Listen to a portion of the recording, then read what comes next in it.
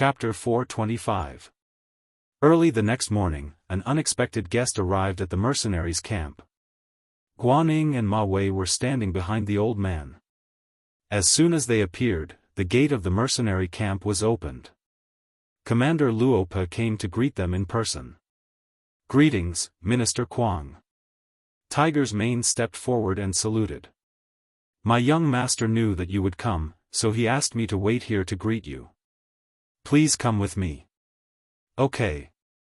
Kuang Yi nodded and then said to Guaning and Ma Wei behind him, "You two stay here.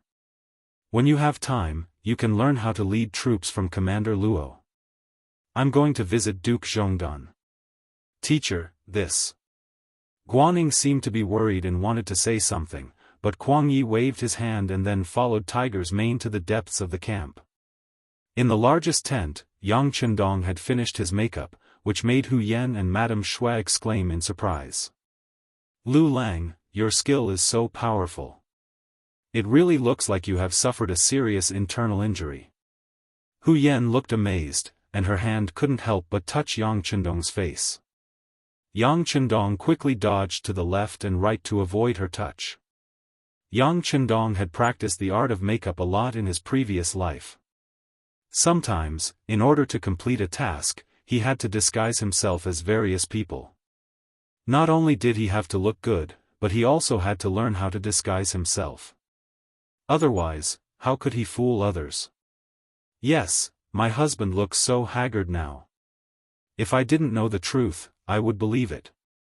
Madame Shui also stared at Yang Chendong's face, trying to find a flaw. However, no matter how hard she looked, she couldn't find the problem. It seemed that Yang Chendong was really sick. No matter how thick-skinned he was, Yang Chendong felt a little embarrassed when the two women stared at him like this. He changed the topic and said, "Your husband is well prepared. It will depend on your performance later. You always talk about how good you are at acting. This time, it's time to test you. Don't screw up." "What do you mean by screw up?" Hu Yan asked with interest. It means don't screw up," Yang Chendong explained awkwardly. "Oh, then we won't let you down," Hu Yan and Madame Shui said in unison. They understood what Madame Shui said. At this moment, Beta Persei rushed in. "Young Master, Tiger's Head and Minister Qi are here." "Oh." As soon as he said this, there was a sad cry. Who else could it be but Hu Yan and Madame Shui? The show began. After a smile appeared on Yang Chendong's mouth, his body also lay down on the bed. It seemed that even breathing was very laborious. Yang Er stared at the scene in front of him with his mouth agape. He thought to himself, as expected, birds of a feather flock together. Look, this family is full of acting experts. I still have to learn from them. But I don't know if I can learn a thing or two from them in this life. Outside the tent, Hu Mang finally led Kuang Yi into the tent, and what he saw was this very sad scene. There were cries and sighs, and there was even blood in the spittoon beside the bed. It seemed that Yang Chendong had just vomited blood not long ago. "Aya, loyal and courageous Duke, how did you become like this?" Even though he was mentally prepared, he had heard Guaning explain Yang Chendong's condition in detail yesterday. But this morning, he still came to take a look because he was worried. Originally, he came with doubts, but the moment he entered the tent, the situation changed completely. He even felt sad for some reason. He could not help but think that some people were too much. This was a hero of the Southern Ming Empire. How could they treat him like this? Beta Persei lowered his head and said nothing. He moved a chair to the side of the bed, as if to let Kuang Yi sit down. But the sound of the chair slamming on the ground showed his attitude towards Kuang Yi. He was extremely unwelcome. "Beta Persei. Don't be rude."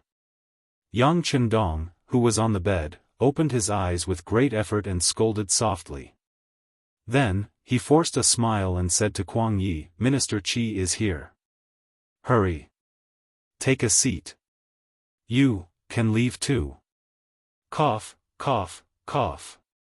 With the help of Hu Yen and Lady Shui, Yang Chendong got up with great effort and sat down with his back against a large futon. Then, Hu Yen and the others tactfully left. Beta Persei did not want to leave, but Yang Chendong said, "You can leave. Minister Qi is a good person. He won't harm me." Beta Persei reluctantly left the tent. Kuang Ye's face turned red when he heard that he wouldn't harm him. Of course, he knew what Yang Chendong meant.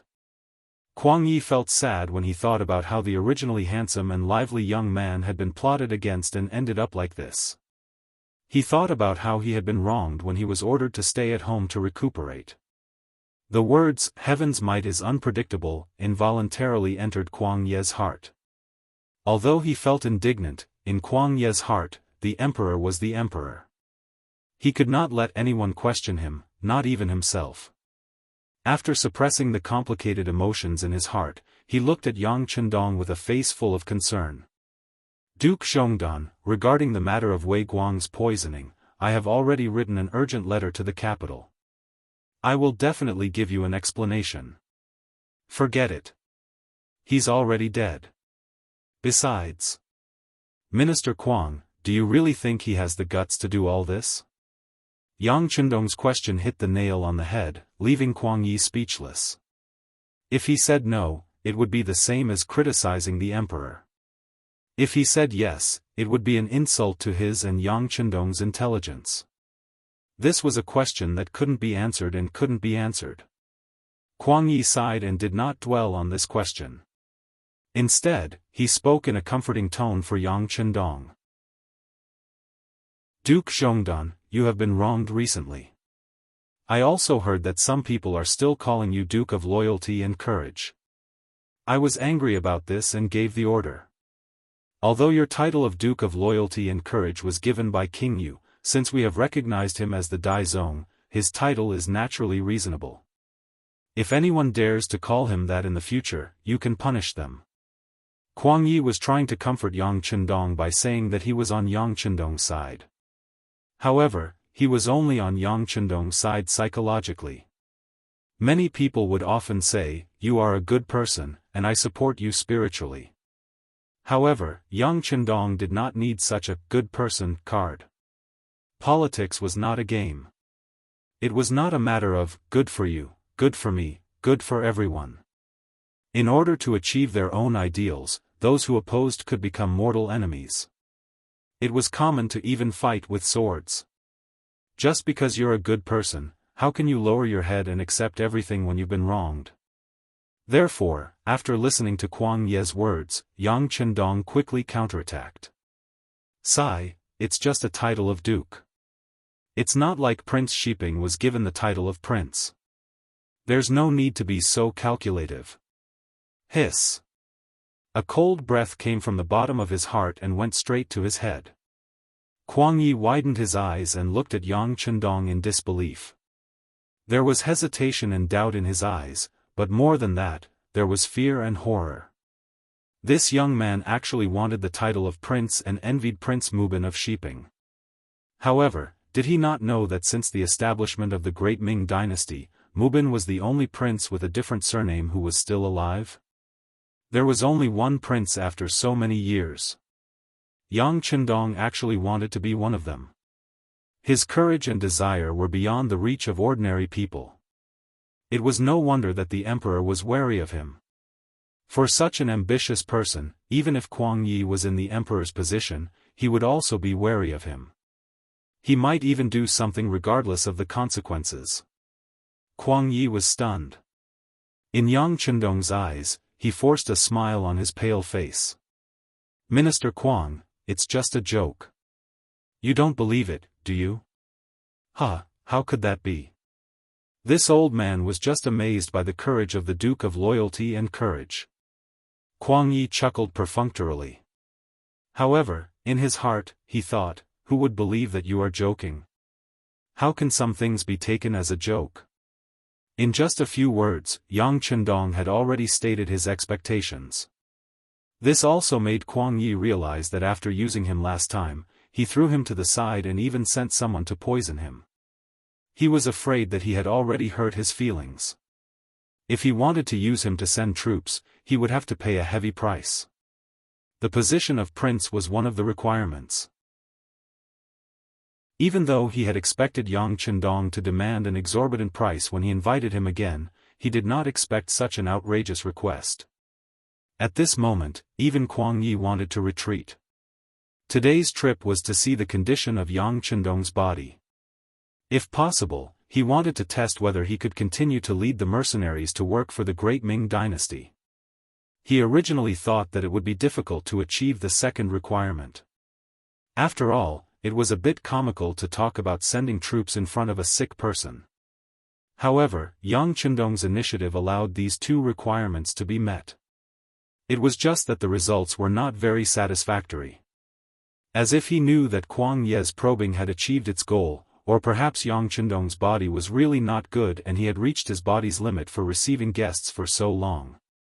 At this moment, he began to cough again and could not stop. This caused Hu Yan and the others, who were waiting outside the tent, to quickly rush in. Chapter 426. As soon as these people came in, Kuang Yi knew that he had to leave. He wanted to see if there were any other ways to solve the problem. But when he saw Yang Chendong's attitude and his current physical condition, he knew that it was meaningless to say anything more. Kuang Yi left. Just like when he came, Tiger's Mane sent him out of the barracks. Yang Chendong stopped coughing, shook his head, and said, "It's hard work to pretend to be sick. I hope I can fool this old guy." His words made both Hu Yan and Madame Shui laugh. This was their husband. When he was serious, he was a little scary, but sometimes he was very cute. Yang Chendong did this to deceive Kuang Yi, and he also took the opportunity to put forward his request. In fact, Kuang Yi was indeed deceived. Yang Chendong's makeup skills were too good, or it could be said that the things in the warehouse were too good, so good that they could not be found in this era. That was why he could deceive everyone. "Teacher, how is Duke Zhongdan's condition?" On the way back to the city, Guaning asked in a low voice. When he saw Kuang Ye's gloomy face after leaving the barracks, he felt a little nervous. After all, a while ago, he was not respectful to Yang Chendong, and even wanted to trick him. What he did was likely to ruin his teacher's plan, and he was a little worried about it. "He's really sick," Kuang Yi answered in a low voice, and the image of Yang Chendong's terminally ill flashed in his mind. Then, "I wonder if I can still lead troops into battle?" Guaning continued to ask in a low voice. This was the main point he was concerned about. He had already received the news that King of Min's faction had begun to deploy troops and generals while stabilizing the current results. They were preparing to expand the results of the war. As one of the occupied areas, Guangdong was obviously intolerable. That was to say, even if they did not take the initiative to attack, it would not be long before King Min took the initiative to deal with them. Lead the army to fight? Kuang Yi shook his head. Who knows? However, if you want him to fight, you have to agree to one of his conditions. You have to become a king like Shiping Wang Mubin. Kuang Yi whispered when he saw that no one else was around. What? Crowned king? Guaning almost couldn't hold himself back and yelled out. However, he quickly shut his mouth. From his expression, it could be seen that he was frightened as well. Who was Mu Bin? He was the descendant of the Mu family, and had been loyal for generations. He was forced to be a king because he was going to pacify Yunnan this time. However, from the looks of it now, it did not seem to be of much use. This was because the commander-in-chief knew that the failure of Dongxing, this stupid teammate, had prevented him from unleashing his full strength. But in any case, Mu Bin, who was crowned as a king, was like a nail nailed to the back of King of Min, so that they could not attack Nanjing with all their strength. From this point of view, the crowning as a king had some effect. Who was Yang Chendong? Although he was also the descendant of the Yang family, and was also a loyal family, he just saved the leader of the mercenaries by coincidence. He did not have any real power in his hands, so why should he be a king? Of course, it was a bit too much to say why. After all, Yang Chendong saved Ingzong's life, and defeated the Walla's invasion on behalf of Ingzong. Now, he had the merit of pacifying the chaos in Guangdong, which was also a great achievement. But because of this, he could not be a king casually. Everything was because he was too powerful. He was so powerful that it was a little scary. Unlike Mu Bin, whose influence was only in Yunnan, he was nothing outside of Yunnan. Because of Yang Chendong's power, once he was crowned as a king, it was hard to predict what the consequences would be. Thinking of this, Guanning did not dare to say anything. And these were also seen by Kuang Yi. He could not help but sigh in his heart.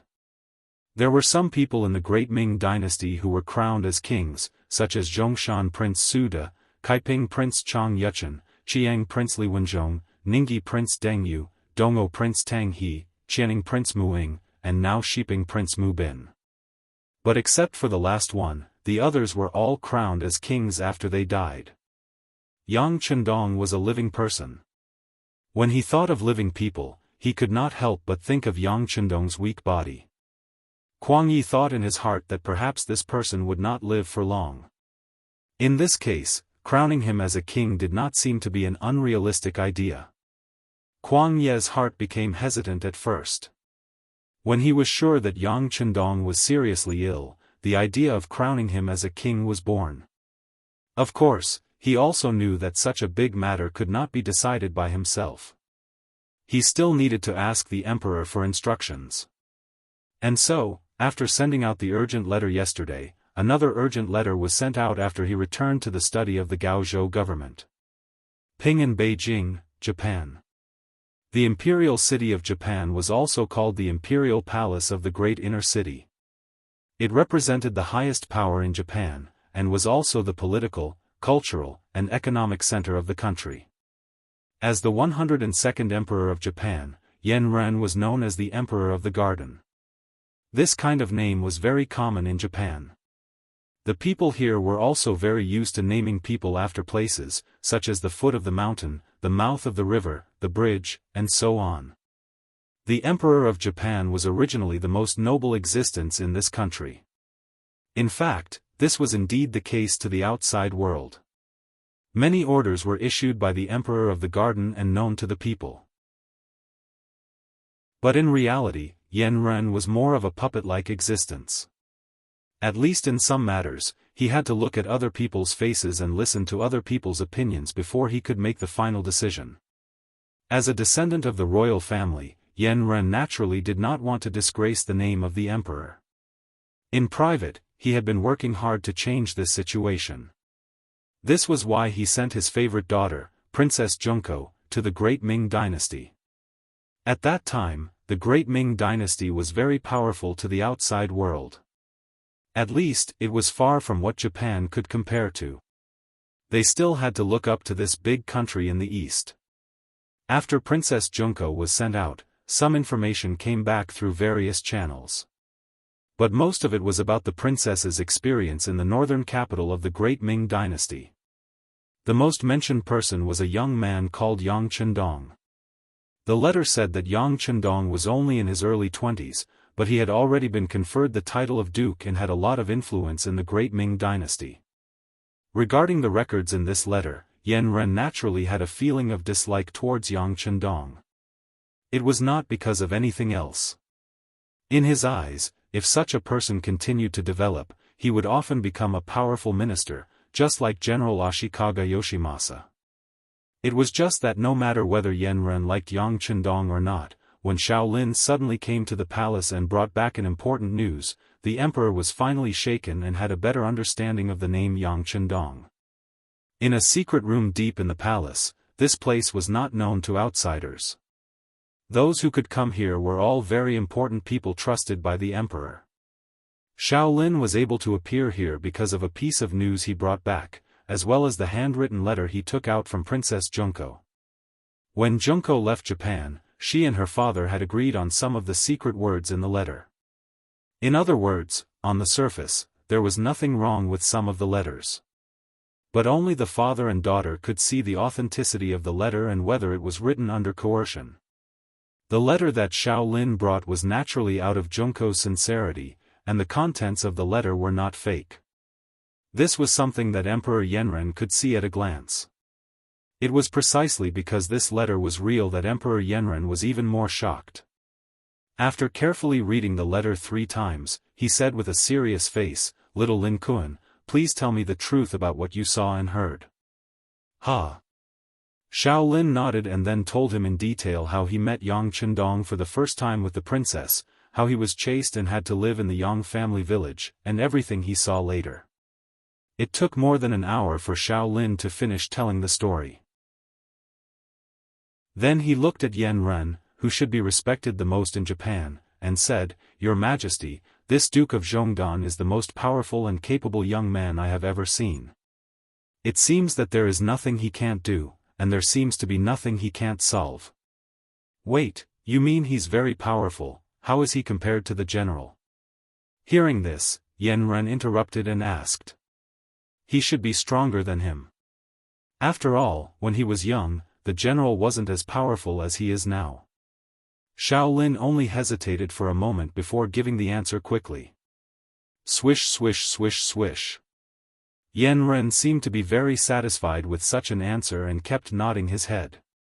"Oh right, tell me about the cannon." It was no wonder that he asked this question. A cannon was priced at 10 million taels of silver. Yan Ren believed that his daughter, Junko, knew what this amount of money meant, but she still wrote it in the letter and suggested to buy one. It was no wonder that Yan Ren valued it so much. This. In front of the emperor, Xiao Lin naturally didn't dare to hide anything. "Your Majesty, I have never seen the cannon when it was fired, but I have seen the terrible consequences after it was fired." "Terrible consequences?" "Yes, it was like a barren land, as if the heavens were angry." Xiao Lin tried his best to describe the scene after he saw the cannon blast on Qurajing Street. However, Emperor Yanren's expression changed again and again when he heard these words. In his mind, he seemed to have sketched out a very shocking scene, and this scene was soon installed in the general's mansion. It was as if a cannon blast could kill Ashikaga Yoshimasa, and he would regain control of the highest authority in Japan. "I'll raise the money now, and I'll leave the contact with the mercenaries to you. Don't let me down." Finally, Yan Ren made up his mind. Although 10 million taels of silver was a huge burden to him, in order to regain control of the country, he agreed without hesitation. "Ha-ee." Xiao Lin nodded excitedly. With such a heavy responsibility on his shoulders, he could imagine that once he succeeded, he would be put in an important position. By then, he might even stand at the top of Japan. Chapter 427. The mercenary camp outside Gaozhou Prefecture. The Emperor of Japan agreed to buy cannons and prepared 10 million taels of silver for this purpose. The news had already been sent to him. After reading it, Yang Chendong only ordered everything to proceed according to plan and handed it over to Commander Gao Xiong to handle. He threw this piece of information aside. Compared to Japan, which was far away at sea, Yang Chendong was more concerned about the situation in front of him. He was more concerned about whether or not he could be crowned king. Originally, Yang Chendong did not have such extravagant hopes. He only thought about how to use war to expand his military strength and get more things he needed.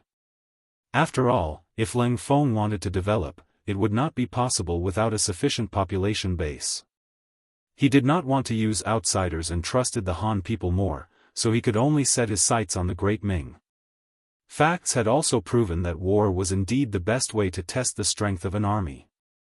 At the same time, it was also the best opportunity to expand the army. He had obtained so many soldiers and taels of silver just by wiping out a motley crew of yellow bandits with only a few 100,000 people. This made Yang Chendong see the benefits that war could bring to him. However, He did not expect that the situation in Yunnan was so critical that Qizhen threw aside the laws of the ancestors and gave Marquis Shiping the title of King of Shiping. One should not underestimate this title of king with a different surname. Once he had the identity of a king, he could open his own mansion and have his own army. Although the number of people could not exceed 3,000, for Yang Chendong, once he had this kind of power, there were probably not many places in the world that he could not go. There were too many benefits to becoming a king, so it was not an example. This made Yang Chendong very excited. However, he also knew that even if Mu Bin could be crowned king with a different surname, it was only a special event in a special period. It was not hereditary, so it was destined that the title of King of Shiping was only effective on Mu Bin. Otherwise, his descendants would not be able to enjoy such treatment. Even Mu Bin had so many backup plans when he was crowned king. If he wanted to be crowned king, it would be even more difficult. Not to mention that Zhu Qizhen had always been afraid of him. In this regard, the two brothers, Zhu Qizhen and Zhu Qiyu, had the same attitude. However, with the example before him, no matter how difficult it was, Yang Chendong had to fight for it. To him, this was definitely an opportunity. In the words of the commoners, if they missed this opportunity, they might not be able to find it again. With this goal in mind, when Kuang Yi came to visit him, he mentioned that he was very envious of Kuang Yi being conferred the title of king.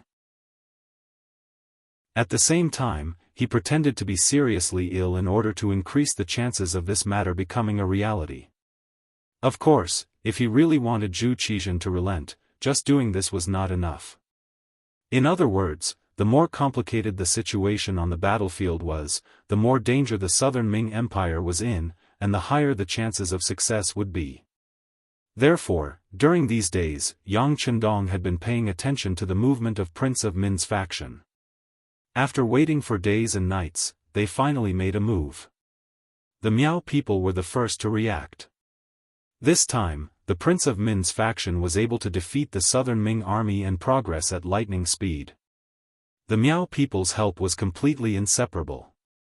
It was because of the Miao family's courage to fight, kill, and charge that the southern Ming army was defeated and lost a large amount of territory and land in a very short period of time. At that time, there was no such thing as 56 ethnic groups being one family. As a minority, they were often limited from birth. Their birth meant that they would not have much success in their lives. Things like being high up in the imperial court, that was something that they did not even want to think about. As a result, each generation was worse than the previous generation. In addition to the bad living environment, the lives of the Miao people were getting worse day by day. It was not until Zhu Qizhen established the southern Ming dynasty in Nanjing that he increased taxes in order to achieve his goal of recuperating faster. This made the Miao people, who did not have a good life to begin with, live an abyss of suffering under the heavy burden. Wherever there was oppression, there would be resistance. Just as the Miao family was suffering, the Prince of Min's messenger came and promised many benefits, which made some of the leaders of the Miao family tempted. After that, they started the war. When they left their hometown and went all the way to Guangdong, they finally knew what was called wealth. In comparison, it seemed that their previous lives were too poor. Under sudden wealth, it would often make a person dizzy and change their way of doing things. This was the case for the Miao army. They didn't have to spend much effort to take down a few cities. After grabbing a lot of good things, the greed in their hearts couldn't be suppressed. Gradually, they started to like the feeling of looting. The main force of the Prince of Min's faction was still digesting the cities in their hands and constantly recruiting soldiers to consolidate their strength. When the Jiaoxi army was taking down cities, they did not forget to transfer good things and some people to their own country. Only the Miao army did not care about cities and did not think about conquering the world. They were more interested in the benefits in front of them. It could be said that they were short-sighted or unambitious. In short, they were the fiercest when it came to attacking cities. Often, after taking down a city, they would loot for a few days. Then, they would leave the city and move on to a new target, continuing the pace of attacking cities. As they looted and moved, it was the Miao family, who had the least number of people, that caused the most damage. In less than a month, they had destroyed more than a dozen cities and state capitals, and the number of people affected by the disaster had reached more than 1 million. The Miao army, which was divided into several groups, was like a swarm of locusts. Wherever they went, the crops would be destroyed and the people would be displaced. Supposedly, the south of the Great Ming Dynasty had not experienced any wars for many years. The people were still rich. If it were other armies that came here, it would not be difficult to raise military provisions. However, the bad thing was that the people who came were Miao people. Not only did they snatch food, money, and women, they also burned the things that they could not eat. It was as if they were venting their poor lives over the years. Such actions naturally caused the number of victims in Yunnan, Guangxi, and Guangdong provinces to increase. Later on, when many people found out about the Miao army's actions, they did not wait for the Miao army to attack and left their homes with their families. Although people were not willing to leave the hometown that they had lived in for a long time, compared to being able to live, more people chose to leave home. Only a portion of the elderly, who were old and had bad legs, chose to stay. They looked like they would die in their hometown even if they died. The disaster of the Miao army was not inferior to the disaster of the Great Ming Dynasty. This point was quickly reached and was publicly announced in the main hall of the Southern Ming Dynasty. Wang Zhua and a few other senior officials also wrote to the emperor, requesting that the emperor send troops to deal with the Miao army to save the people from this disaster. Some of these people were sincerely loyal to the country, and some were because their ancestral homes were in the 3 provinces. Among them, there were some officials who were unlucky. Their hometowns were occupied, and their fields were occupied by the Miao army.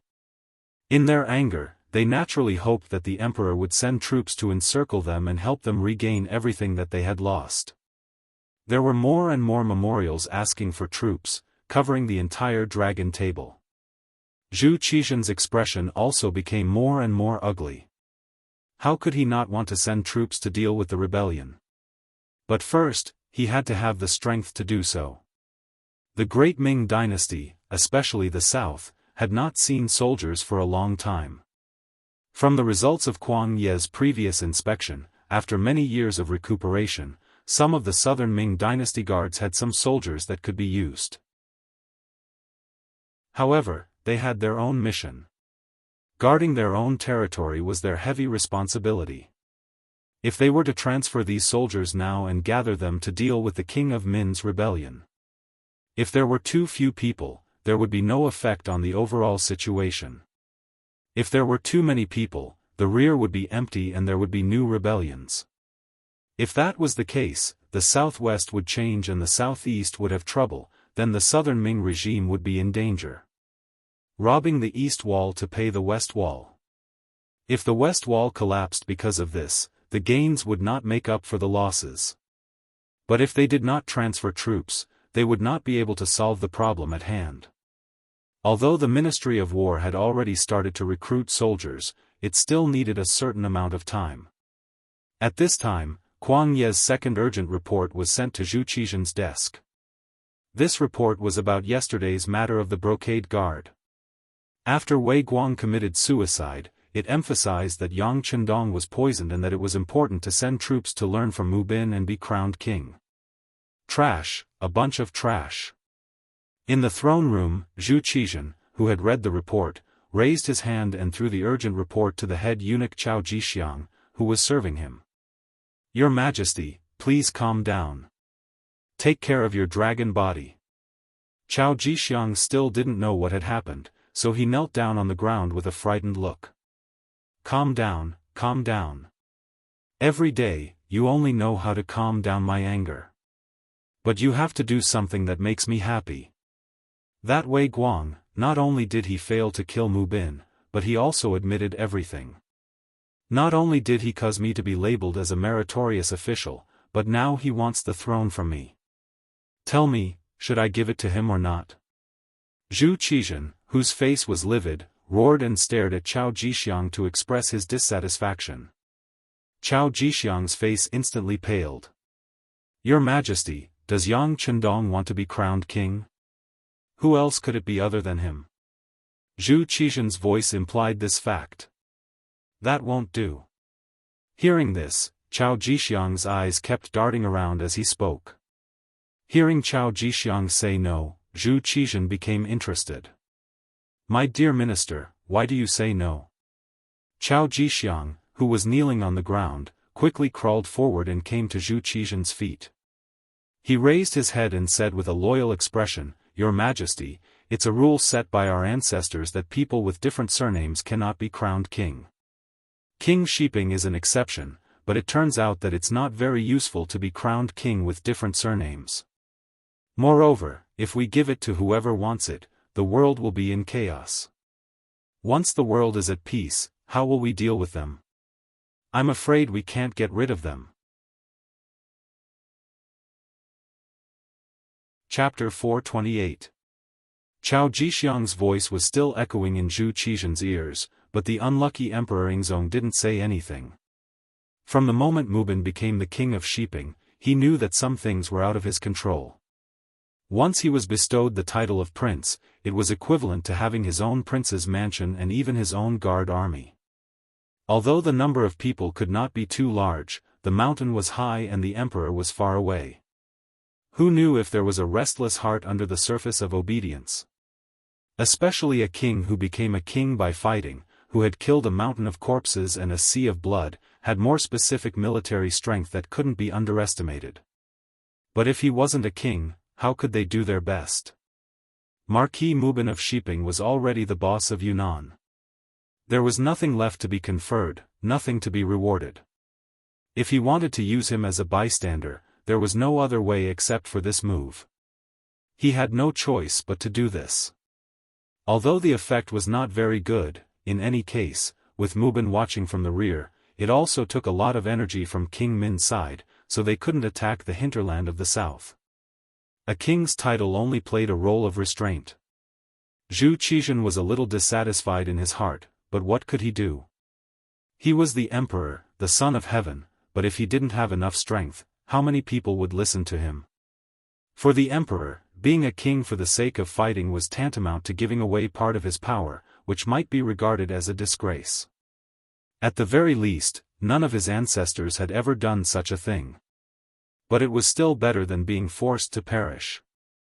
If he persisted for the sake of face and finally let King Min's side come to Nanjing, at that time, he would really be a sinner of the Zhu family, and he would have no face to see his ancestors. Thinking that the current situation was so erosive and difficult, Zhu Qizhen began to seriously consider what Kuang Yi said about Yang Chendong's proposal. "My dear minister, how is Duke Zhongdan's health? Also, I asked you to find a way to contact the mercenaries. Is there any progress?" When these things were mentioned, Chao Jixiang's face became very ugly. He, who was originally clamoring that he couldn't be conferred the title of king, quickly lowered his head and said, "Your Majesty, please calm down. This subject is incompetent." Chao Jixiang couldn't be blamed for saying that. Whether it was Yang Chendong or the mercenaries, the embroidered uniform guard hadn't made any progress in such a long time. Needless to say, the mercenaries had perfect military discipline. Furthermore, the soldiers who were qualified to serve in Crimson City had all been seriously tested in terms of loyalty. In addition, they did not go out on their own, so it was even more difficult for outsiders to find out about them. Even though the embroidered uniform guard seemed to be everywhere, they were unable to do anything in the face of such a disciplined army. Naturally, it was difficult for them to achieve any results. As for Yang Chendong's place, it was heavily guarded. Even the auxiliary troops could not get close. Only the elite cold vanguard, who had gone through many trials and tribulations, had the right to guard outside. Not to mention, there were also the first and second guards, the elites of the elites. Under such heavy protection, it was as difficult as ascending to the heavens to investigate Yang Chendong's condition. The embroidered uniform guard had sent out many people, but most of them returned empty-handed. On the contrary, quite a few of them had gone missing. Chao Jixiang's words of incompetence expressed his helplessness toward Yang Chendong and the mercenaries. His words enraged Zhu Qizhen once again. Incompetent, incompetent.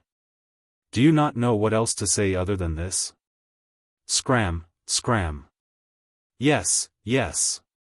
Seeing that Zhu Qizhen was enraged again, Chao Jixiang, who knew that accompanying a monarch was like accompanying a tiger, immediately knelt and left. Zhu Qizhen was the emperor of the great Ming dynasty, second only to one and above all. He had inherited the legacy of his ancestors. But at the same time, he had also inherited his ancestors' temperament, which was capricious. Who knew if he would punish Chao Jixiang in a fit of rage? Chao Jixiang left the hall, and the other eunuchs lowered their heads, not daring to speak. Not long after, a heavy sigh filled the hall.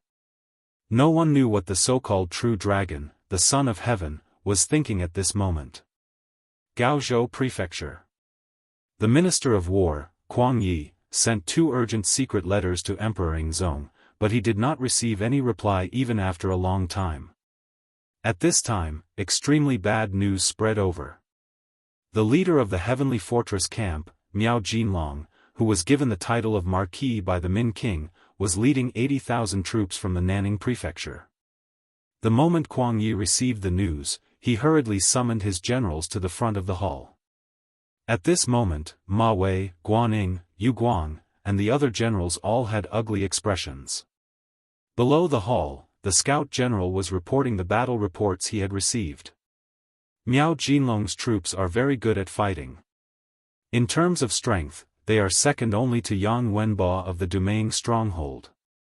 Since the start of the war, they had already taken over 4 cities and cities.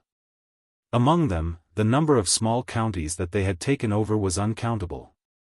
Their army had also expanded from 10,000 people to 80,000 now. They are currently attacking the Lianzhou prefecture and are not far from us. How many people are there in the Lianzhou prefecture? Kuang Yi asked directly. Only 1,000. The scout general did not even dare to raise his head. Hiss. Kuang Yi, who took in a cold breath, knew that Lianzhou could not be defended. 1,000 against 80,000, the result could be imagined. Report. Right at this moment, another scout entered the hall and whispered something into the ears of the general who was kneeling on the ground. The scout general's expression changed again and again. He then waved his hand and waited for his subordinates to leave. He said with a panicked expression, "I just received news that the general of the Lianzhou prefecture has surrendered." What? Kuang Yi, who had suddenly heard the latest battle report, staggered and fell to the side before losing his balance. Luckily, Guaning reacted quickly and stretched out his hands to catch him. He also anxiously shouted, "Teacher, teacher, are you okay?" I'm fine, I'm fine." Kuang Yi, who took in a strong breath, his chest heaved up and down a few times. Then, he steadied himself and waved his hand at Guaning. Then, he angrily scolded, "Bastards, a bunch of bastards." They received the kindness of the emperor and did not think of repaying it. They should be killed, their families should be wiped out, and their families should be wiped out. Kuang Yi angrily scolded. Unfortunately, the general of the Lianzhou prefecture could not hear him. Even if he heard it, he would not be afraid. After all, he had already surrendered. Who knew how long the South Ming could last? "Teacher, please calm down. Now that the Lianzhou prefecture has fallen, the next target will probably be our Gaozhou prefecture. As for how to deal with it, I need teacher to think." Guaning saw that Kuang Yi could stand up on his own and took 2 steps back. "Deal with it? What else can we do? We have to defend the Gaozhou prefecture to the death. With me here, we will not let these traitors take a step forward." Even though Savage Kuang was old, his voice was like thunder. Kuang Yi had made the decision to defend the city to the death. As a student, Guaning immediately cupped his hands and said, student is willing to follow teacher and defend the Gaozhou prefecture to the death. Guan Ying's words were heard by Ma Wei and Yu Guang. The two exchanged a glance before cupping their fists and saying, "We will follow the orders of the minister and defend Gaozhou prefecture to the death. We will fight to the death and not retreat." Ma Wei and Yu Guang did not have a choice. Even though they were in the Gaozhou prefecture, their families were not here. Their original place of defense was not Gaozhou. If they really surrendered like the Lianzhou prefecture general, once the news spread, their families would not be able to survive. Even if it was for the safety of their families, they had no other choice. Furthermore, with the minister of the Ministry of War here, even if they wanted to surrender, they had to be able to control the army. Hearing the words of the generals, Kuang Ye's expression became better. Good, good. His Majesty will definitely know of your loyalty. After we defeat the enemy this time, this official will definitely ask for rewards for all of you. Thank you, Minister. Guaning and the other two lowered their heads and cupped their hands. However, whether or not they would really listen to this so-called request for merit was another matter altogether. First, they agreed. Then, Kuang Yi wrote an urgent letter to be sent to Nanjing. After reporting the situation here, he looked at Guaning and the other two and said, "Immediately seal the city. At the same time, gather the youths in the city and help the soldiers defend the city." In the Gaozhou prefecture, there were at least 40,000 people. Among them, there were 5,000 youths. If used well, it would be a significant force. "Teacher, should we inform the Duke of Loyalty and ask him to come to the city to help us defend the city?" When Guaning saw that Kuang Yi didn't mention Yang Chendong, he thought that Kuang Yi was too anxious to remember, so he reminded him. "Them? Sai, we can just send someone to inform them. However, if they are not willing to enter the city, we cannot force them." Kuang Yi thought about Yang Chendong's request and shook his head as he said half-heartedly. He didn't think that the little fox Yang Chendong would be willing to help him defend Gaozhou prefecture before he received a confirmation. Outside the Gaozhou prefecture, in the mercenary camp near the Liezhou prefecture, the battle report from the front line had already been sent here. Yang Chendong naturally knew that Miao Jinlong had led the troops here. "Ah, they are finally here?" Yang Chendong's attitude was completely different from Kuang Ye's. When he heard this, he didn't panic at all. Instead, he looked as if he already knew this would happen. "Young master, are we going to beat them up?" Hu Mang, who was standing at the side, asked excitedly. From his words, it was not whether they should fight or not, but whether they should beat them up. Just this point alone showed how confident he was in winning. Actually, it was not only Tiger's Mane. The 7,000 young army soldiers all thought the same. The auxiliary soldiers of the Cold Front were even more so. With their advanced weapons, they could look down on the world and not reject any strong enemy. Even the temporary auxiliary soldiers were full of confidence after being trained for such a long time and learning excellent tactics. They only wanted to gain military merits in one battle and become an auxiliary soldier.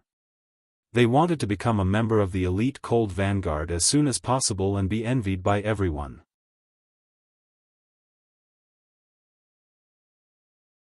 Chapter 429.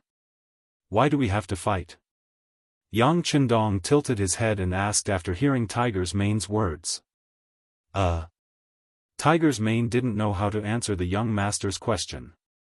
Fortunately, Yang Chendong didn't point at him to answer. Instead, he said slowly, "Young master's goal was to force Zhu Qizhen to bow his head. Isn't the appearance of these people the best time to do so? If we chase them away right away, the problem will be solved. How can we force them to bow?" Yes, young master is right. Tiger's Mane is too naive. Tiger's Mane was smart. After being pointed out by Yang Chendong, he understood everything and immediately replied. It's good that you know. Pass down the order. The camp will be in a defensive formation. Without orders, no one is allowed to leave the camp. Also, inform the logistics to prepare enough food and be prepared for a long standoff. Yang Qindong knew that Tiger's Mane wasn't the only one who wanted to send out troops. He was afraid that all the officers would have the same idea. Thus, he passed down the order. Once a real and effective military order was formed, Leng Feng, who prioritized obeying orders, knew what to do. Just as Yang Qindong was passing down the order, Guaning came to the camp as a representative of Nanming. He wanted to meet Yang Qindong and invite him to Gaozhou Prefecture to avoid trouble. As expected, Guaning didn't even see Yang Qindong's face before Tiger's Mane sent him away. "My young master's condition has worsened. He is not fit for any exercise. We appreciate Master Guan's kindness. We will stay here and guard the young master's body. When he recovers, we will leave." These words left Guaning speechless. He could only hope that after the Miao army arrived and failed to take down Gaozhou Prefecture, they would make an example out of these mercenaries. This way, they could just sit back and watch the tigers fight. Gaozhou Prefecture and Yang Qindong's troops had all made defensive preparations. 3 days later, Miao Jinlong's 80,000 soldiers finally appeared in the southwest. Miao Jinlong was from the Miao tribe and was born in a big family. He had practiced martial arts since he was young and was familiar with the art of war. He had also seen many instances of the Ming dynasty's army bullying the Miao people. He had always wanted to fight for the rights of the Miao people one day and hold his head high. However, the great Ming dynasty was too powerful. How could the Miao tribe, who had a weak population and territory, contend against them? He originally thought that this was just a childhood dream that he would never be able to realize in his lifetime. But who knew that the situation changed so quickly? The prosperous Great Ming dynasty was divided into two. Then the king of Min raised his army. Miao Jinlong, who had been waiting, knew that the opportunity had come. He rose in revolt and became the first group of people in the Miao tribe to support the king of Min. He expressed his stance early and took practical actions. After a while, he gained the favor of the king of Min Miao Jinlong, who was conferred the title of Marquis, led 10,000 Miao soldiers and was unstoppable. After winning every battle, the army grew stronger and stronger.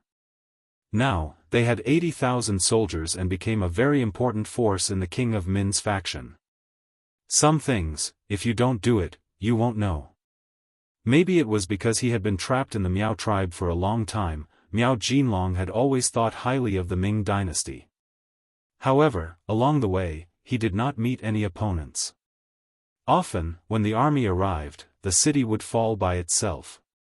Countless gold, silver, treasures, land, and beauties were at his fingertips.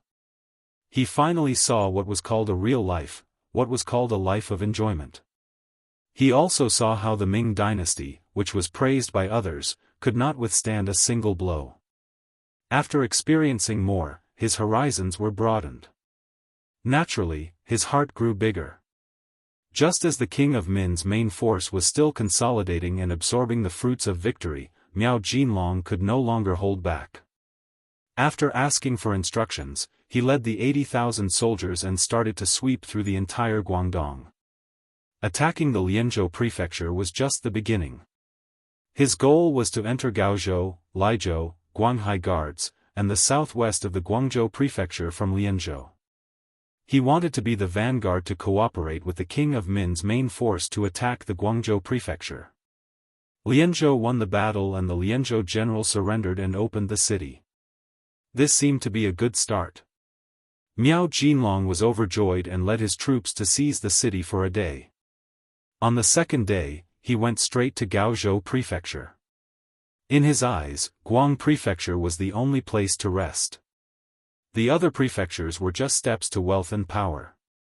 It was because of this idea that when the troops arrived at the Gaozhou prefecture, he sent people as usual to persuade them to surrender. The people were sent out, but only corpses returned. Guaning was ordered to kill the messenger with an arrow. This is so infuriating. How dare you kill the messenger? Men, surround the city, attack the city. When Miao Jinlong saw the messenger's corpse, he could not help but be furious. He immediately ordered to prepare to attack the city. "My king, please calm down." Just as the other generals in the tent were enraged and were about to fight to be the vanguard, a voice rang out in the tent. Then, a man dressed in a long gown and dressed like a scholar walked out from the ranks. "Mr. Zhou?" Seeing the person who walked out, Miao Jinlong furrowed his brows. Then, he relaxed and asked kindly, "Mister, why are you stopping me from sending troops?" "It is for the good of my king and all the generals." The man called Mr. Zhou said in a neither servile nor overbearing manner. Mr. Zhou's original name was Zhou De. He was originally from Yunnan. Because he once offended a steward of the Marquis Sheeping House, he was stripped of his scholar status. In a fit of anger, he went to where the Miao people lived and married into their family, becoming the son-in-law of the Miao family. Because he was literate and knowledgeable, he was chosen by Miao Jinlong and kept by his side. Zhou De was worthy of being called a scholar. He had contributed a lot to Miao Jinlong's plan along the way. Even when the Min King sent people to contact them, he was the first to stand up and support them. Zhou De not only focused on attacking, but also on attacking the heart. It was because of this that when he attacked the Lianzhou house, he did not lose a single soldier and obtained a city. All of this made Miao Jinlong admire him. In addition, this person had been in the Miao family for 10 years and even had a few children. There was no problem with his loyalty and he was very trusted. When he saw that it was this person who stood out, he was not angry. Instead, he asked kindly, "Let's hear it." Hearing that it was for his own good, Miao Jinlong asked with interest. Facing Miao Jinlong's amiable attitude and the angry expressions of the other generals, Zhou De was neither servile nor overbearing. With a calm expression, he said, "My king, generals, you must remember that our ally in Guangdong, Huang Yuliang, was completely wiped out, right?" "Of course." Miao Jinlong nodded his head. Due to his identity, he had never met young Master Huang or even his messenger. However, he knew that they had an ally in Guangdong. It was because of this ally that they were able to reduce the pressure on them in Yunnan, allowing them to achieve great things. Then do you know why young Master Huang was defeated? Let me tell you, he was defeated by the Ming army in front of you. Zhou De said with a very firm tone. The reason he knew this was mainly because he was good at gathering information. He was not like the ordinary Miao soldiers who only knew how to fight and fight. There was such a thing? Miao Jinlong, who was originally curious about what Zhou De would say, could not help but change his expression when he heard this. He finally understood why Zhou De did not agree to him attacking the city. So what if there is? Miao Jinlong did not speak, but it did not mean that his generals were afraid of anything.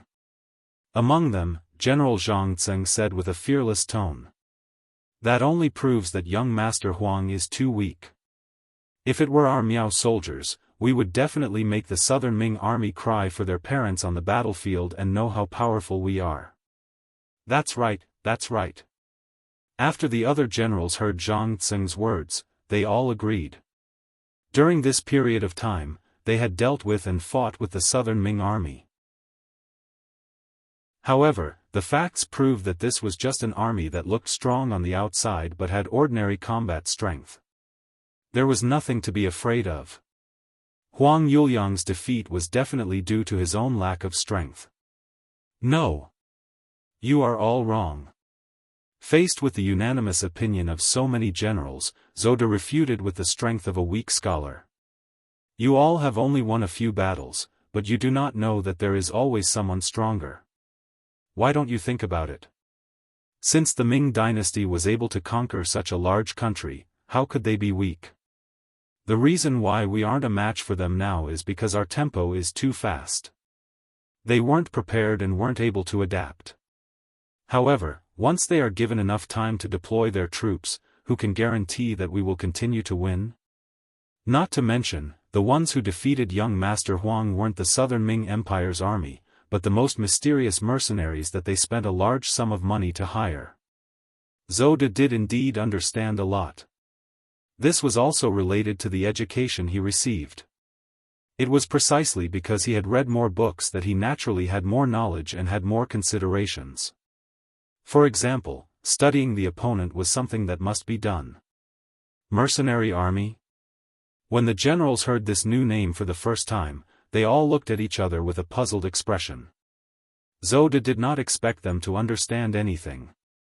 He only needed to tell them what he knew.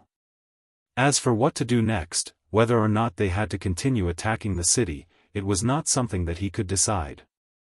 Yes, it is the mercenary army.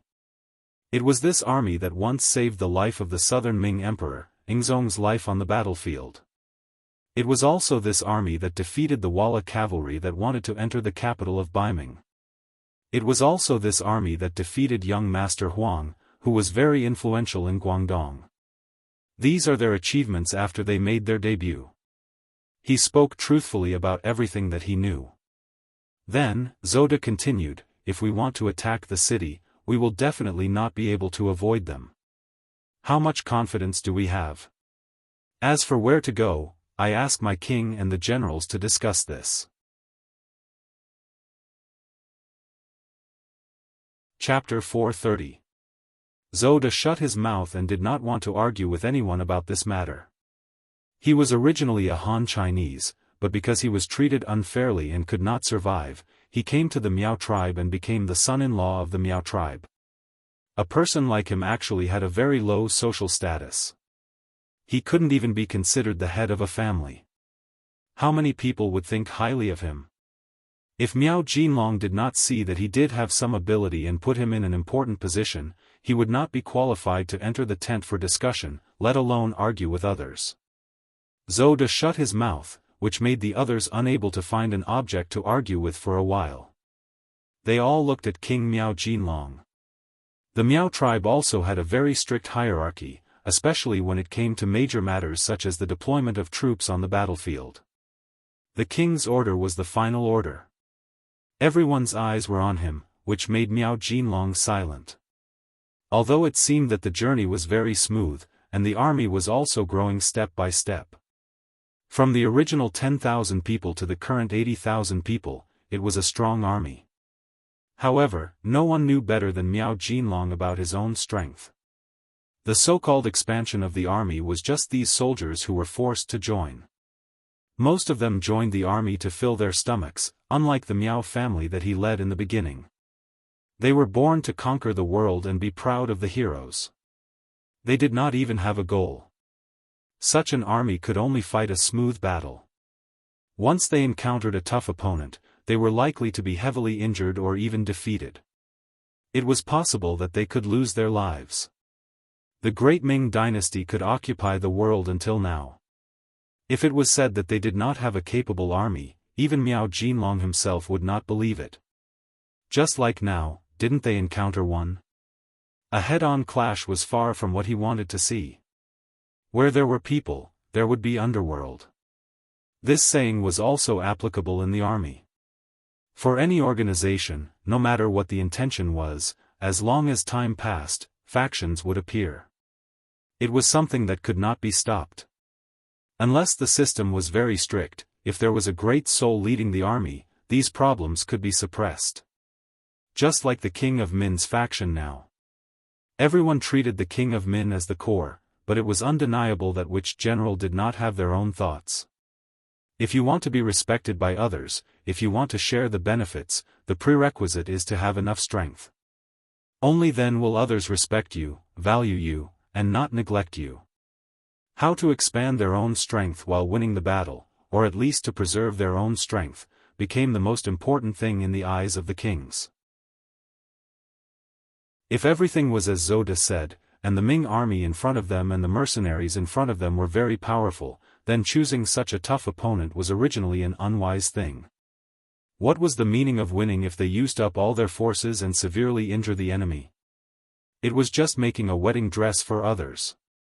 It was because of this desire to preserve their strength that Miao Jinlong listened to Zoda's words. He then said to the generals looking at him, "Forget it, since the Ming army in front of us is not so easy to deal with, we do not need to make too many sacrifices. We will just surround them and wait for their morale to drop and surrender. How about this? We will first move out of Lizhou Prefecture and take the nearby cities. General Zhang, listen up, I will give you 10,000 troops. Go around Gaozhou Prefecture and take Lizhou City. Remember, if the Ming army does not take the initiative to stop you, do not casually provoke them. Think about the big picture, understand? Miao Jinlong finally gave the order. He listened to Zhou De's suggestion and did not take a head-on approach.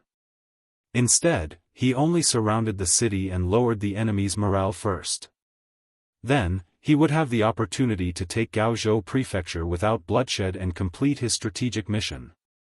After the king gave the order, General Zhang stepped out to receive it. Not long after, the 10,000 Miao family soldiers rushed out of the camp and went around the border of Gaozhou Prefecture, heading straight for Lizhou Prefecture in the south. After the Miao army arrived, they did not immediately attack the city. Instead, they acted as if they were going to surround the city. This caused General Yu Guang, who had already prepared to defend Gaozhou City, to be puzzled. However, he soon found out from General Wei that it was probably because the enemy was afraid of the mercenaries. Yu Guang was still thinking about how powerful the mercenaries were. Just their name alone was enough to scare people into not daring to make a move. The Miao army actually started to move again. They went straight from Gaozhou Prefecture to the mercenaries' camp 5 li south. Don't tell me they want to attack the mercenaries first. But it seems like they only have 10,000 troops. Is that even useful? The deputy general beside Yu Guang voiced out his doubts while revealing an expression of disbelief. Idiot, they are probably going to attack Lizhou Prefecture. Yu Guang glared at the deputy general beside him with an expression that said, "You are really stupid." Then, he quickly sent someone to report this news to the Minister of War, Kuang Yi, who was waiting in the government office. 5 li south of Gaozhou Prefecture, the mercenaries' camp. When the scouts noticed that the Miao army was moving towards their camp, they quickly reported it. Tiger's Mane did not dare to delay after hearing the news. He ordered Luo Pe and the others to prepare for battle while rushing to the large tent where the young master was resting. At this moment, Yang Chendong was very satisfied. He was enjoying the fruits that the 2 ladies fed him. If he wanted to eat bananas, he would have them peeled and delivered to his mouth. If he wanted to eat grapes, he would have them washed and delivered to his mouth. Even if he wanted to eat apples, he would have them peeled and delivered to his mouth. With beauties by his side and delicious food in front of him, Yang Chendong could not help but feel like he was not thinking about the world anymore. Fortunately, in his previous life, in order to complete all kinds of missions, he had taken on all kinds of roles. In order to complete the missions, he had to act like he was. He could really endure hardships and enjoy blessings. Everything in front of him was just child's play. He could not lose Yang Chendong's nature. Outside the large tent, hurried footsteps could be heard, followed by Tiger's Mane's anxious voice. "Young master, the Miao army is moving. They are rushing towards our direction." Although his voice was a little hurried, he was not panicked. It was obvious that Yang Chendong had already prepared for this kind of situation. It was very simple. If someone attacked, then they just had to fight back. After Tiger's Mane reported, he respectfully stood in place. After a few breaths of time, the large tent was opened from the inside. Yang Chendong, dressed in green, walked out with a serious expression. "Let's go, we will go take a look at this Miao army." The intelligence had described the Miao people and the Miao army more than once, but he had never seen them with his own eyes. With the idea of knowing oneself and knowing one's enemy, Yang Chendong decided to personally take a look. The Miao army was indeed heading straight for the mercenaries' camp. When they were only 2 li away, they suddenly turned and passed by. This obviously provocative action caused many of the cold vanguard soldiers who had already gripped their spears to glare angrily. Some of the soldiers even turned their heads to look at the platoon leaders and company commanders beside them. Their intention to fight was very obvious. Ever since the mercenaries were established, they had shocked the world with a single brilliant feat. What the people of the great Ming dynasty knew was that they first saved Emperor Yingzong on the battlefield, then defeated Walla's elite cavalry, then fought bravely against the Huang bandits and quelled the rebellion in Guangdong. Each and every one of them had the aura of being invincible the moment Leng Feng was unleashed. How could such a proud army allow others to provoke them? Keep your eyes on the target. Without orders, no one is to act rashly. Otherwise, prepare to retire early. The company commanders and platoon leaders who were being stared at by those cold gazes naturally felt the pressure. They were extremely dissatisfied, but it was the duty of a soldier to obey orders. This was especially true for those who joined the cold front. Obeying orders was an extremely important task for them. Even if there were no orders from above, they could not evade the enemy's spear even if it pierced their chest. This was the most basic requirement to become an iron army, a strong army. Without orders to attack, the cold front, including some of the auxiliary soldiers who were ready for the second attack, could only watch as the 10,000-strong Miao army brushed past them. Speaking of which, the distance between the two sides was only about 300 meters. Those with good eyesight could even see the facial features of the other side. Therefore, they could see the mocking gazes of the Miao soldiers. General, it seems like these so-called mercenaries are nothing more than this. We are already so close to them, but I don't see a single brave soldier daring to rush out of the camp to find trouble with us. It seems like they don't live up to their name. Some of the junior leaders in the Miao army gathered together and laughed. General Zhang Zheng, who was riding on a horse and walking in the middle of the group, also laughed when he heard the discussion of his subordinates. That's right, they don't even have the courage to walk out of the camp. In my eyes, they are just a bunch of cowards. Once we take down Lizhou Prefecture, I will naturally tell the king to start with these mercenaries. Ha ha ha, I want to see what that scholar Zhou has to say when the time comes. General, you're wise. The group of junior leaders hurriedly flattered. Following that, the 10,000-strong Miao soldiers walked past the mercenaries' camp with high morale. Each of them seemed to walk with their heads held high, as if they were extremely arrogant. Young master, it seems like they don't have any intentions of attacking us. They are going to Lizhou Prefecture. However, there is no one there. The city is also empty. What are they going to do there? Hu Mang watched as the 10,000 Miao soldiers walked past the front of the military camp. After walking for 2 hours in a grandiose manner, he saw through their purpose.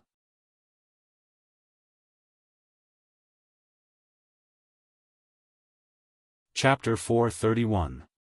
Hearing Tiger's Mane's puzzled question, Yang Chendong nodded and said, "Yes, we know that Lizhou Prefecture is an empty city, but others don't know that. What will they do when they find out that there is no one there?" Tiger's Mane was originally listening to Yang Chendong's words, but when there was suddenly no more, he asked in confusion, "What do we do?" "Yes, what do we do? This young master is asking you a question." Yang Chendong nodded and looked at Tiger's Mane seriously. This. Tiger's Mane saw that Yang Chendong was testing him, so he quickly racked his brains. However, perhaps because of the suddenness of the situation, or perhaps because of his nervousness, he couldn't come up with a reason. He could only stammer, "Young master, Tiger's Mane is slow-witted, he doesn't know what will happen next." Sigh. A long sigh with disappointment in his eyes. Tiger's Mane was good at everything, but he was used to relying on himself. How could he be entrusted with important tasks in the future? The good thing was that he liked Tiger's loyalty and complete obedience to orders. As for his shortcomings, he would become stronger with more practice. "Alright, then young master will tell you. When I looked at the Miao army just now, they were very arrogant, as if they didn't put us or any other army in their eyes. Usually, such an army's morale is very high, and they won't be too weak in battle. However, they often have a fatal flaw, and that is arrogance. On the battlefield, if they are too arrogant and don't put their opponents in their eyes, the consequences will be very serious, and they may even lose their lives. Yang Chendong's voice was still echoing in the air. Tiger's Mane, Beta Persei, Luo Pa, and the other regiment and battalion officers all had a thoughtful expression on their faces. They also seemed to be wondering if their own army was too arrogant. Would they also make the mistake of underestimating the enemy? Seeing that everyone was deep in thought, Yang Chendong's eyes revealed a satisfied expression. It was almost impossible for an army to remain undefeated for its entire life. There were too many factors involved, such as morale, willpower, advanced weapons, whether the commanding general gave the correct orders, whether the soldiers were united, whether they were brave, whether they dared to risk their lives on the battlefield, and even factors such as the right time, location, people, whether they had a good reason for their actions, whether they were righteous, whether the army had a soul, whether the soldiers had faith, whether the soldiers were of the same mind. And so on and so forth.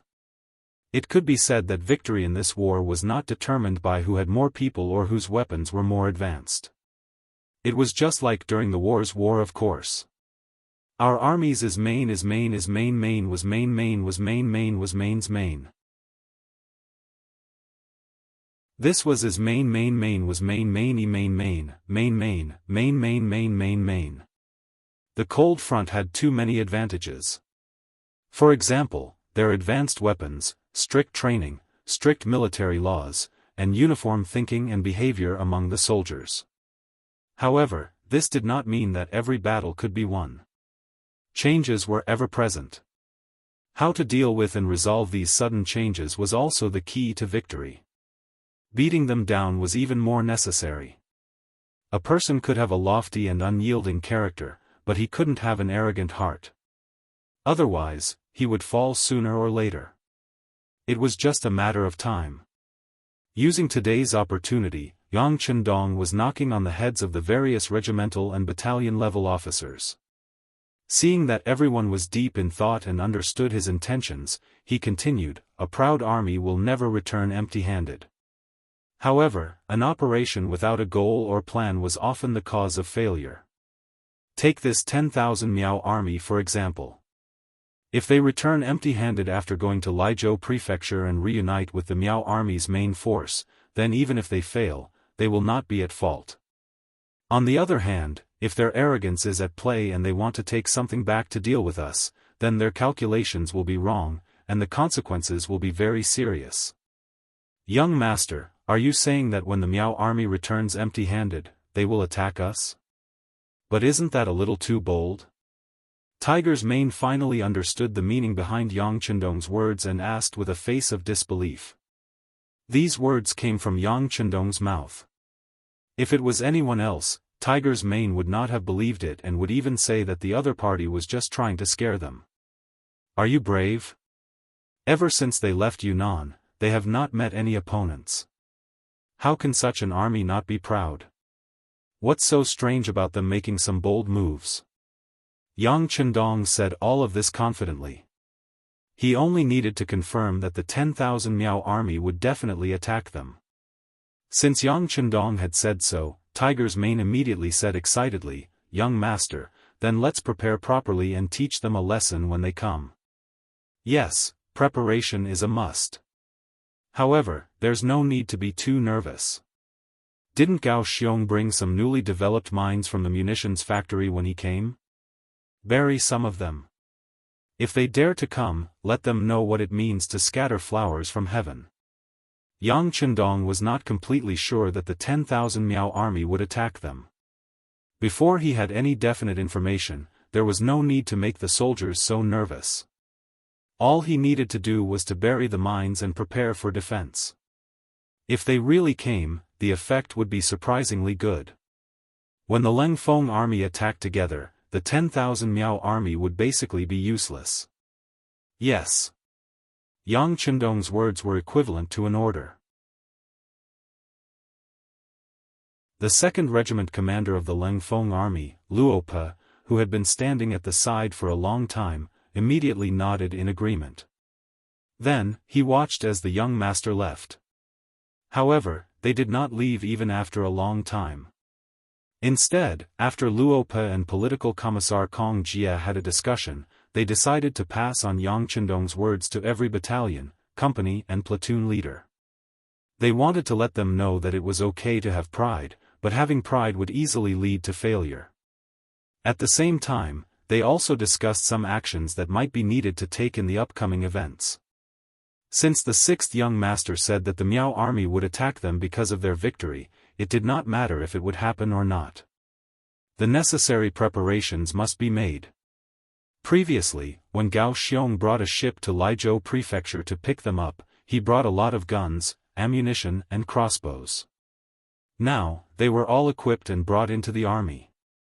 Every Ling Feng army was also equipped with 5 bullets. It was enough to deal with some large battles. However, no one knew what would happen next. No one knew when the next replenishment of ammunition would be. In order to ensure that there was enough ammunition, Luo Pe suggested that unless absolutely necessary, it was best to use cold weapons first. This was perhaps the Ling Feng army's weakness. Without air transportation, or even ground transportation, ammunition became a huge problem. Even if Yang Chendong was around and they could retrieve the items from the warehouse at any time, they couldn't do such a thing unless it was absolutely necessary. It wasn't like they could find a good excuse every time something happened, not to mention that there was only one Yang Chendong, but there was more than one cold front team now. Political commissar Kong Jia agreed with Luo Pe's suggestion and the Ling Feng army began to get busy. First, they dug the mines. In order to prevent others from seeing them, they worked in the dark. At the same time, other than Ling Feng Wuxing's 4 companies of the 1st Battalion who were still using advanced firearms, the other 2 battalions' 8 companies, a total of 800 Ling Feng soldiers, also took out their sharp bayonets and prepared for close combat. Using the words of 2nd Battalion Commander Chen Bo and 3rd Battalion Commander Kong Chuanxin, they wanted to show the auxiliary and temporary auxiliary soldiers that even in the face of cold weapons, the valiance of the cold front was unrivaled. Southern Ming capital, Nanjing Prefecture. Kuang Yi rushed all the way here and finally placed it in front of Zhu Qizhen's dragon desk. When he heard what Kuang Yi said, that Miao Jinlong and his army of 80,000 had started to head south, and after taking over the Lianzhou Prefecture, they headed straight for the Gaozhou Prefecture, Zhu Qizhen could no longer remain calm. According to his thoughts and the analysis of some of the court officials, Min Min and Min Min had already taken over Min Min. The king of Min had just obtained most of the territories in Yunnan, Guangxi and Guangdong. It was time to stop and digest them. At least in the short term, there should not be any military action. However, it seemed that they had underestimated the enemy's appetite and ambition.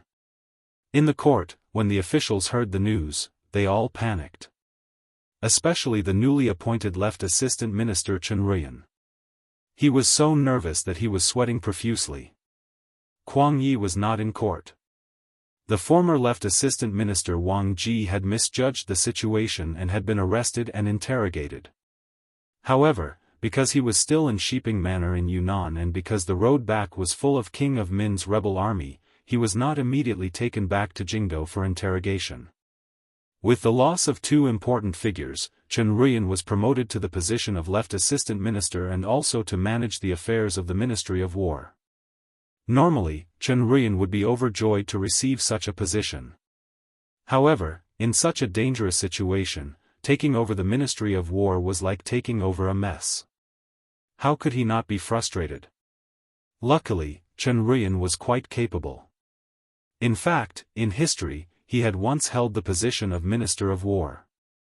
Even if the situation was a little dangerous, with his strong ability, he had come up with some good countermeasures. For example, when the entire southern Ming dynasty started to recruit soldiers, any male between 16 and 40 years old could sign up. The requirement was that each family had to send one person. If there were more and they were willing to join the army, one person could pay a year's worth of taxes. Once the world was peaceful, these people would not be recorded in the army and could regain their freedom. They could choose to do farming or business.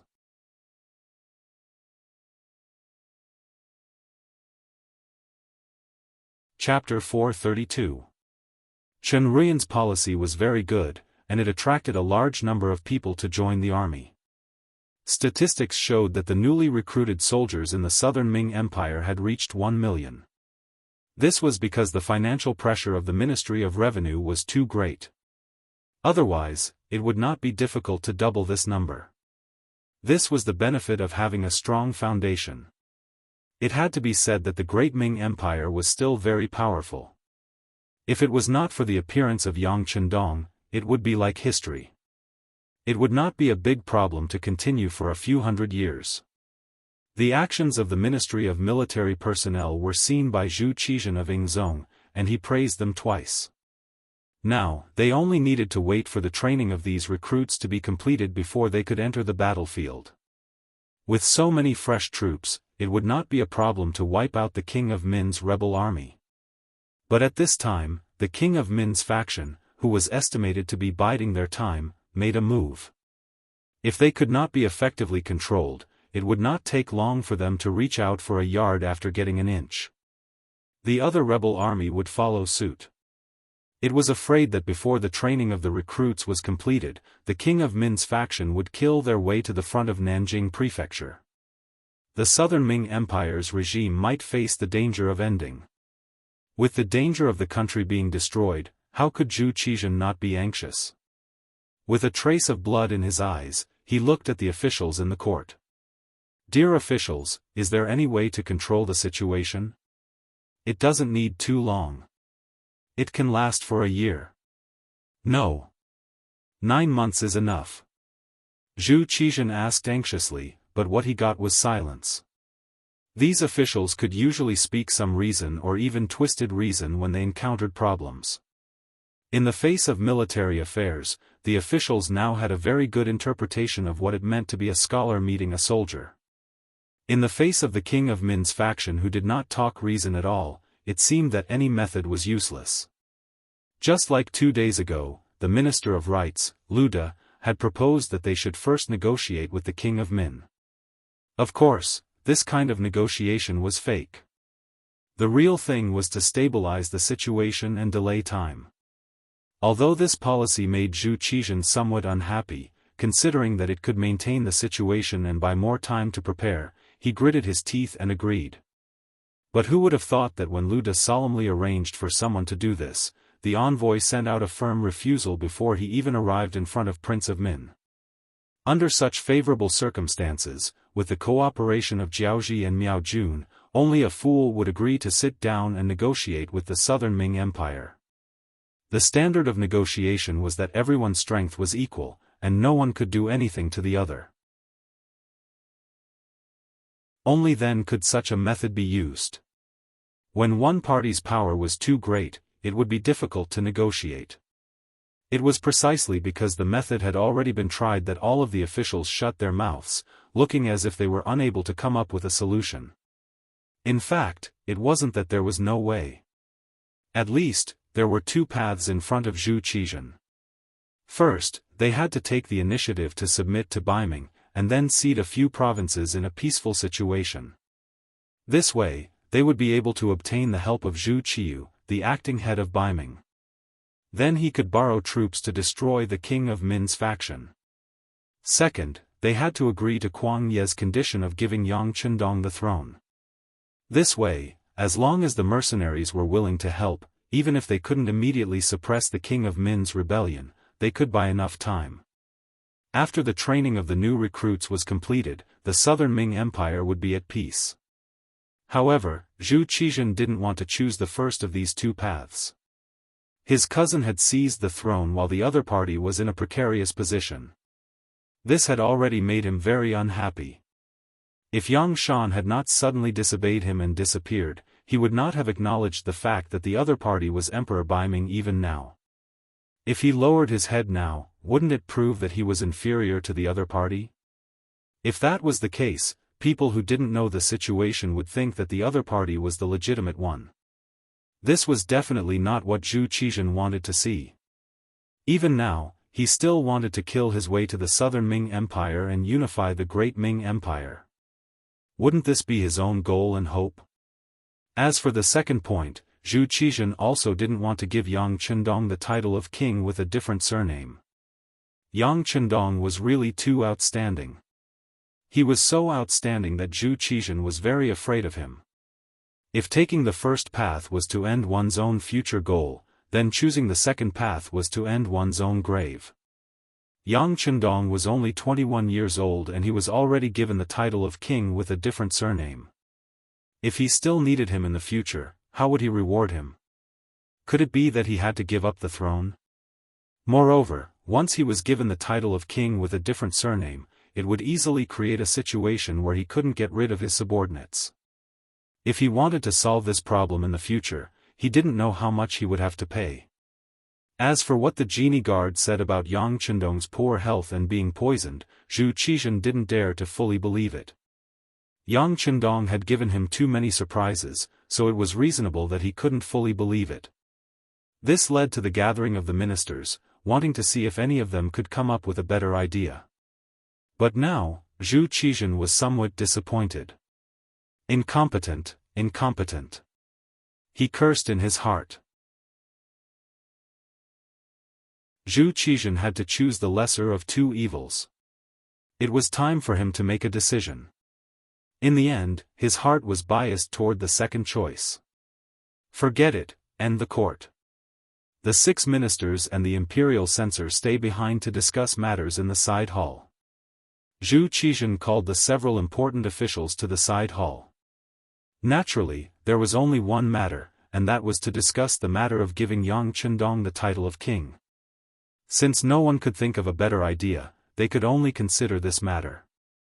Fortunately, Mu Bin had been given the title of king with a different surname before. This wasn't the first time he had done such a thing. In other words, it wasn't the first time he had lost face. So what if it happened again? Those who could become important officials were all quick-witted and good at reading people's expressions. Otherwise, they wouldn't have been able to keep their positions. When Zhu Qizhan summoned them, they all guessed the emperor's intention. So when they entered the side hall, they all lowered their heads and didn't speak. Obviously, no one wanted to mention this matter first to avoid tarnishing their reputation. Cough. Sitting on the golden dragon throne, Zhu Qizhan's expression was a bit ugly. Seeing that no one spoke, he coughed lightly to attract everyone's attention. But in the eyes of the ministers who had weathered countless storms, this was completely useless. Even the left assistant minister of the Bureau of Military Personnel, Chen Ruyan, who represented Kuang Yi, lowered his head in silence. It was as if there was a beautiful scenery under his feet. He couldn't move his eyes or raise them at all. Seeing everyone's reaction, Zhu Qizhan was displeased. Although he knew that whoever spoke of this matter would be looked down upon in the history books, someone had to do it. Could it be that he, the emperor, had to do it himself? Did he think that what he did in the history books wasn't shameful enough? The emperor was the emperor. Since the officials didn't take the initiative to speak, he would call them out one by one. He thought, "You forced me to do this." When Zhu Qizhan spoke, the first person he called out was the Minister of History, Chen Sun. Beloved official Chen, as the Minister of Personnel, you should have a reputation for discerning people. Is there any way to resolve the current situation? Since ancient times, the Ministry of Personnel had a saying that officials were one level higher than officials. As the Minister of Personnel, who was in charge of the promotion, evaluation, and recommendation of officials, he was often described as the heavenly official of the Ministry of Personnel. Usually, as long as he had enough experience, he would be the leader of the officials. Immediately calling out Chen Sun's name showed that he didn't have any intention of picking on the weak. He was really forcing everyone to state their position. Especially when he said that he had a reputation for discerning people, Chen Sun couldn't refuse. This also made Minister Chen, who was standing there, suffer. Although Zhu Qizhan's words were gentle, if one carefully thought about the meaning behind them, as long as one wasn't a fool, one could sense the threat. Perhaps Zhu Qizhen was giving the officials a choice. Either they said what he wanted to say, or they could only accept some infamy. Or they could take it head-on and be prepared to lose their position. One was fame, and the other was benefits. They had to choose one. They couldn't take all the benefits. Chen Sun's expression was very ugly. He was in a complicated struggle, considering what to do. What to say? What kind of gains and losses would there be? Your Majesty, this official has something to say. Just as Chen Sun was thinking about how to respond to the emperor, the Minister of Rites, Lu De, finally spoke. He held his ceremonial tablet and took a step forward. Originally, Zhu Qizhen was about to get angry and give Chen Sun a good beating. He might even find a reason to remove him from his position. However, Lu De suddenly stood up. This made Zhu Qizhen happy. Thinking that he still had loyal officials by his side, he did his best to make his expression as good as possible. Beloved official Lu, what do you have to say? Yes, Your Majesty. Lu De nodded and lowered his cupped hands. Then, with a calm gaze, he said, Your Majesty, the situation in the southwest is chaotic. It's about to spread. Our army still needs some time to train. As the saying goes, distant water can't quench a present thirst. In this official's opinion, it's better to appoint a king with a different surname and have him lead the army in battle to protect the great Ming's future. Not only did Lu De stand up, but he also took the initiative to talk about the appointment of a king. This made Zhu Qizhen very happy. Beloved official Lu's words are very much to our liking. Many thanks, Your Majesty. After Lu De received the praise, he quickly put on a humble appearance. Then, he continued, it's just that the appointment of a king is a big matter. In this official's opinion, we must not be rash, especially the Duke of Loyalty. He once served Baiming Daizong. Now, his family is also there. For such a big matter, we must first discuss it with them. Otherwise, I'm afraid that we won't be recognized by everyone in the world and it will be easier for trouble to arise. Hearing Lu De's sudden new question, Zhu Qizhen nodded thoughtfully and said, Beloved official Lu's words are very reasonable. Then, in your opinion, what should be the explanation? Your Majesty, we should first send someone to discuss this matter with Daizong. As long as both sides reach a consensus, the appointment of a king with a different surname can be carried out and the people of the world won't talk about it. Therefore, this official is willing to ask Your Majesty to give the Ministry of Rites some time. This official will immediately send someone to do it. As for the Duke of Loyalty, we can first notify him to lead the army to retreat. After he resolves the rebellion, presumably the matter of the appointment of a king will be settled. It'll be a good time to confer the title. This way, both sides won't be delayed.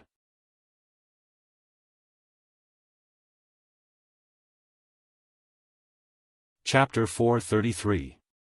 It was as if Lu De had already thought of a countermeasure. As he spoke without hesitation. When the conditions were right, success would come naturally. That's true. Zhu Qizhen nodded after Lu De's explanation. However, a few more questions popped up. He couldn't help but ask, if that's the case, will the Duke of Zhongdan be willing? Also, how confident are you in convincing Baiming? In Zhu Qizhen's opinion, they couldn't truly be bestowed the title of king. What if Yang Chendong didn't agree? Also, the southern Ming Empire had no choice but to be bestowed the title of king. Baiming wouldn't suffer any losses. Would they be willing to admit it? At the very least, if it was him, he probably wouldn't agree. For example, Yang Chendong was the Duke of Zhongdan. Even now, Baiming's officials still referred to him as the Duke of Zhongdan. Since Lu De had stood up and made such a suggestion, it was natural that he had thought about these problems long ago. When he heard Zhu Qizhen's question, he smiled and said, Your Majesty, there's no need to worry. Since Your Majesty has already bestowed the title, if the Duke of Zhongdan isn't satisfied, once the news spreads, I'm afraid everyone will rise up and criticize him. Sometimes, spittle can drown people. I'm sure the Duke of Zhongdan knows this very well. As for whether Baiming will agree or not, Your Majesty, that's not a problem we need to consider. If they don't agree, you can tell the Duke of Zhongdan and let him deal with it. In short, Your Majesty is wise. Lu De didn't say what if. However, Zhu Qizhan already understood.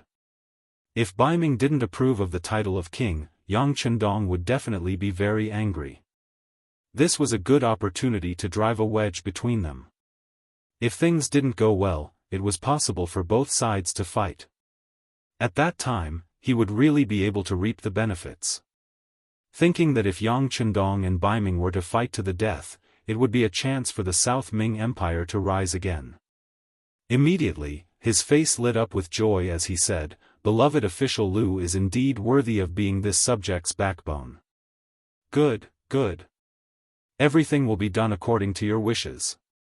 Chao Jixiang, draft a decree for me." Originally, he was still having a headache over the fact that he had to confer another king with a different surname. This was equivalent to selling the country of his ancestors. Even if one day, he became strong again and took everything back, who knew how the history books would record this matter, and whether the future generations would scold him? But after hearing Lu De's words, the bad thing became a good thing. He didn't need to pay any price to solve the problem. He even made a strong enemy for Baiming. Such a brilliant plan made him very satisfied. Now that Zhu Qizhan was satisfied, the ministers were free to leave. As Lu De walked among them, he could clearly see that the Minister of Revenue, Wang Zhua, was looking at him with disdain. Yang Chendong had once saved Wang Zhua's life on the battlefield. This was something that everyone knew. A while ago, Yang Chendong and Lu De had quarreled over the matter of Hangzhou's prefectural magistrate, Shen Buqi. This was something that everyone knew. Just from this aspect alone, the two of them already disliked each other. However, this was not the main problem. The main problem was that Lu De's words today were clearly plotting against Yang Chendong. Even though there were only a few important ministers present, today's conversation would definitely be recorded in the history books. Presumably, Zhu Qizhan would be the first to speak of this matter, so as to prevent the future generations from placing such a scheme on him. In this way, the matter of Lu De plotting against Yang Chendong would naturally be spread soon. At that time, given the personality of the Duke of Loyalty and Courage, would he forgive Lu De? This was why there was a trace of disdain in Wang Zhua's eyes when he looked at him. In his opinion, if he wanted to use Yang Chendong, he should use him well. He should use his emotions and reason with him. There was no need to worry that he would not do his best for the imperial court and the South Ming Empire. After all, from Wang Zhua's point of view, Yang Chendong was still a minister of the great Ming Empire. It was just a coincidence that he met the mercenaries. However, if he was plotted against like this, it would be a different story. The consequences would be very serious. Wang Zhua's gaze towards Lu De was somewhat complicated, even somewhat disdainful. However, there was also someone who looked at him with gratitude. That was the Minister of Personnel, Chen Sun.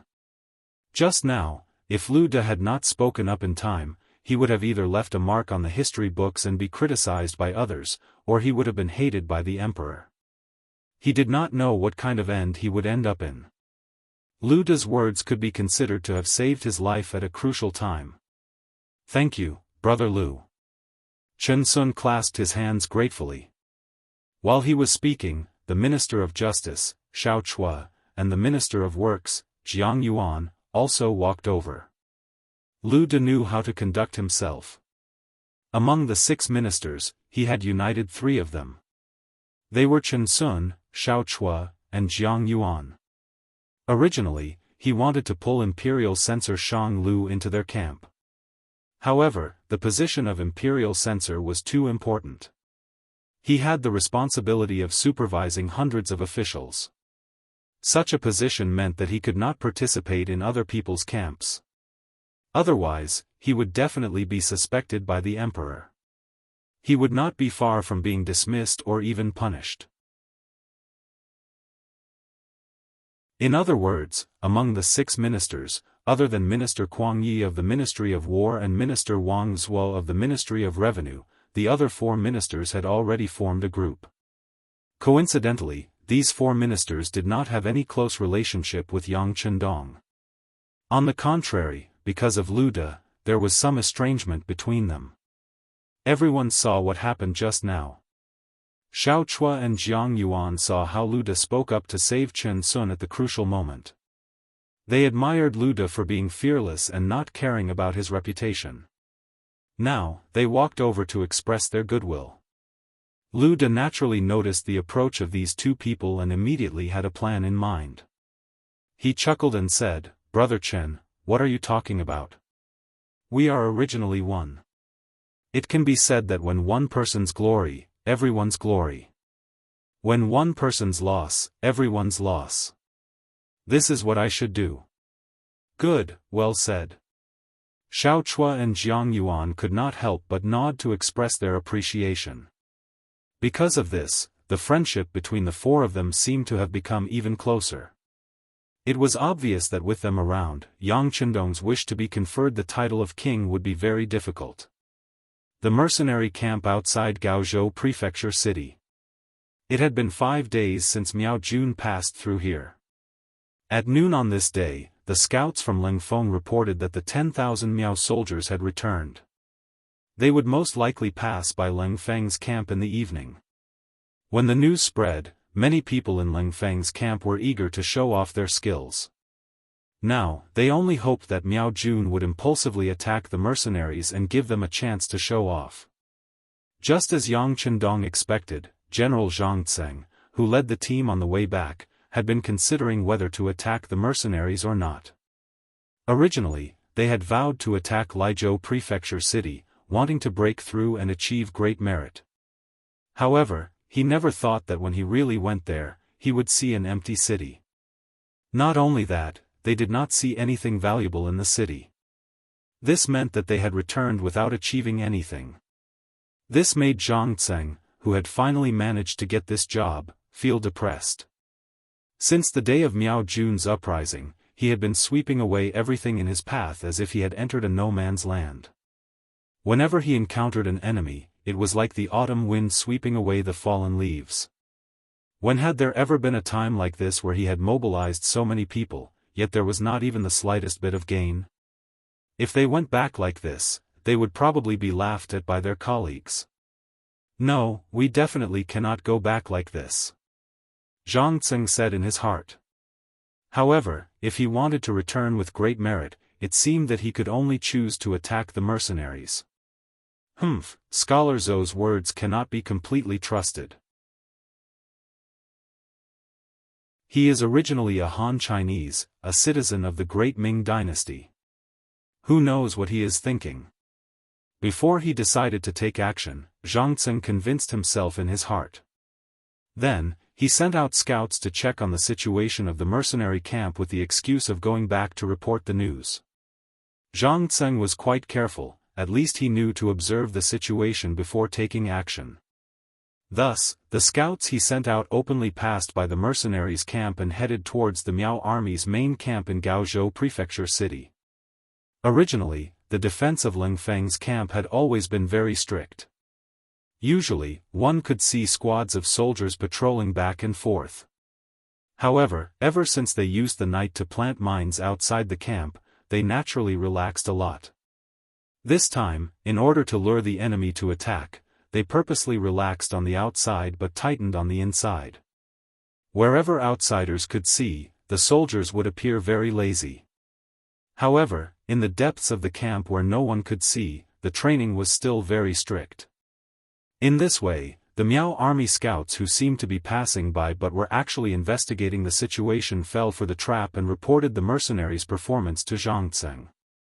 Hearing that the mercenaries were so careless, Zhang Tseng was overjoyed. He felt that this was a great opportunity given to him by the heavens.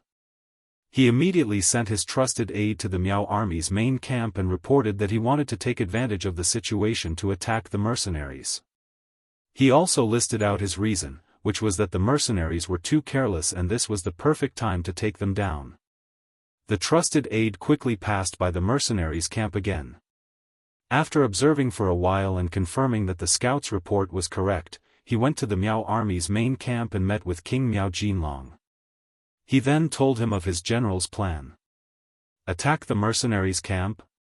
Hearing the report, Miao Jinlong, who was originally sitting at the head of the table, was suddenly energized.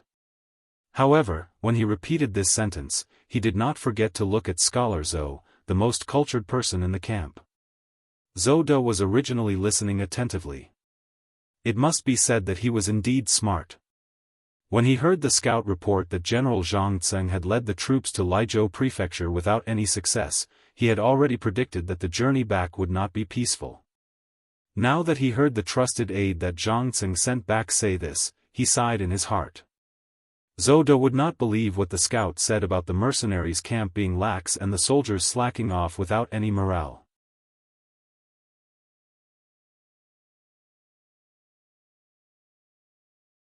Chapter 434. Since they were able to wipe out the Huang bandit army, which was a huge headache for the southern Ming Empire, how could such an army be as weak as described? If that was the case, it could only prove that the other party had ulterior motives. Or rather, they were just putting on an act and waiting for others to attack. Although Zhou De had these thoughts in his mind, he did not intend to argue. The strength of the mercenary army was not something that he could rely on. Perhaps it was only when he was rebuffed and suffered losses that others would believe his words. As the saying goes, a fall into the pit, a gain in your wit. Therefore, when Miao Jinlong looked at him, he did not object firmly and only expressed his opinion, "My king, the mercenary army should not be as weak as they appear to be. I'm afraid there's a trap." A trap? The news said that they only have 7,000 people. General Zhang Tseng's army has 10,000 people.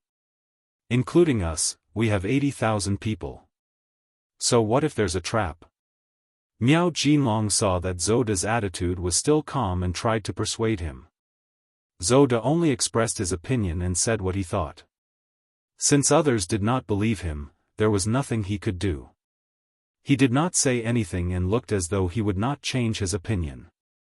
Therefore, when faced with Miao Jinlong's second question, he did not say anything. Since even Zhou De did not say anything, Miao Jinlong felt that his idea of sneaking into the camp was a good one. After all, if they could take down the mercenary army in one battle, Gaozhou Prefecture would be broken through. He would have made a great contribution along the way and would be able to reach the Guangzhou Prefecture. From there, he would be able to control and occupy the entire Guangdong Prefecture. With an idea in mind and no one standing out to object, Miao Jinlong immediately waved his hand and said to the personal guard sent by Zhang Zheng, "Tell your general to choose to attack the mercenaries tonight.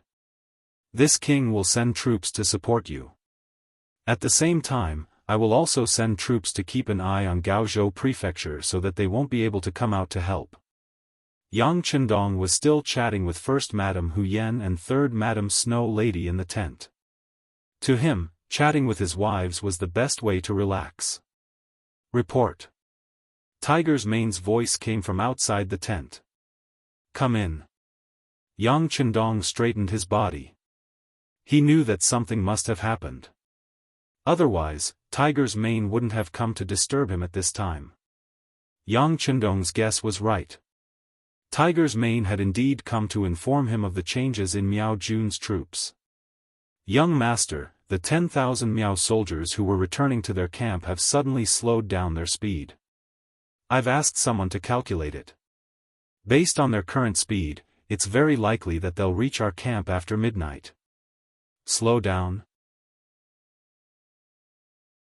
Yang Chendong couldn't help but chuckle when he heard this sudden change that could also be said to be a logical change. That day, Yang Chendong saw the Miao army walk past his camp in an extremely arrogant manner. He thought that this army was too proud and arrogant, and it was very likely that there would be people who were not content and would be like a snake trying to swallow an elephant. Thus, he ordered the scouts to keep a close eye on them. At the same time, the camp was prepared to take precautions. However, all of this was just a guess, a feeling, or an inference based on experience. It couldn't be considered as the truth. However, with this information from Tiger's Mane, it was completely different. As everyone knew, once an army that had left the camp was on the way back, the soldiers would be anxious to return home. Their speed would only be faster and not slower. Just like these 10,000 Miao soldiers, their desire to return to their camp should be very strong. Thus, their speed should be very fast. Not to mention that they should have reached their camp before dinner, even if they were a little later, their speed should have been faster. How could they suddenly be pushed back and only arrive at his camp in the middle of the night? If that was really the case, wouldn't it be better for them to have a good night's rest and return to camp early the next morning? Just from this point alone, it was obvious that the other party's intentions were clear. "How's the Miao army's camp?" Yang Chendong asked out of caution. Reporting to young master, the scouts monitoring there reported that nothing unexpected happened. "Everything seems to be normal." Tiger's Mane replied truthfully. "Everything is normal?" "Humph. That's the most abnormal thing. Think about it, if the army is really returning to camp, wouldn't the camp need to make some preparations? Seeing that the enemy is near, it's very reasonable for them to send out troops to welcome them." However, they didn't do anything, which exposed their intentions. Yang Chendong gave a very certain answer after analyzing the situation. Originally, Tiger's Mane didn't understand why normal was abnormal. However, after listening to Yang Chendong's analysis, he couldn't help but sigh in his heart. Young master was indeed the young master. He had talked about this before in the strategy class, but why didn't he think of this immediately? Well, if that's the case, the Miao army will definitely come tonight if nothing unexpected happens. They won't come late at night, but a little earlier. Humph. Since that's the case, we'll just prepare our pockets and wait for them to come. There's no reason for us not to eat this fat meat that's already in our mouth. Yang Chendong had a confident smile on his face. Seeing this scene, Hu Yan and Madame Shui's eyes twinkled like stars. Which girl didn't love heroes? Not to mention people like Yang Chendong who had such a family business at such a young age. Even though they were already his wives, this still couldn't stop them from releasing their love for him. In fact, during this period of time, Hu Yan and Lady Shui had felt something. Why would these elite soldiers listen to her husband's words so obediently? Although they had heard the story of Yang Chendong saving the mercenary leader, they absolutely didn't believe it in their hearts. However, it didn't seem right to say that these people were their husband's soldiers. How old was Yang Chendong? How could he have the time to manage and create all this? Yang Chendong had already noticed this doubt, but he didn't say anything. Firstly, it wasn't the time to say everything. Secondly, he didn't want the two girls to worry. It was better to let them guess as they were now, and it would be easier for him to feel at ease. The 10,000 Miao army, after General Zhang Tsing's order, began to slow down their return journey. Those who were able to come out to attack the city naturally had good combat strength. In terms of overall strength, they were the elites of the 80,000 Miao army. It was precisely because of this that Zhang Tsing passed down the order in advance. That was, they could slow down and wait for the right time to directly rush into the mercenary camp, which only had 7,000 people, and take over the camp. 10,000 against 7,000, they had a big advantage in terms of military strength. In addition, they didn't encounter any decent resistance along the way. Over time, the arrogance of these soldiers could be imagined. Therefore, even if they were facing the mercenaries, the ignorant were fearless, and they had no fear at all. On the contrary, they thought that it was just a simple attack, and by sneaking into the camp, they were afraid that the situation would be decided with a single attack. As Yang Chendong thought, Zhang Tsing didn't choose to attack the camp in the middle of the night.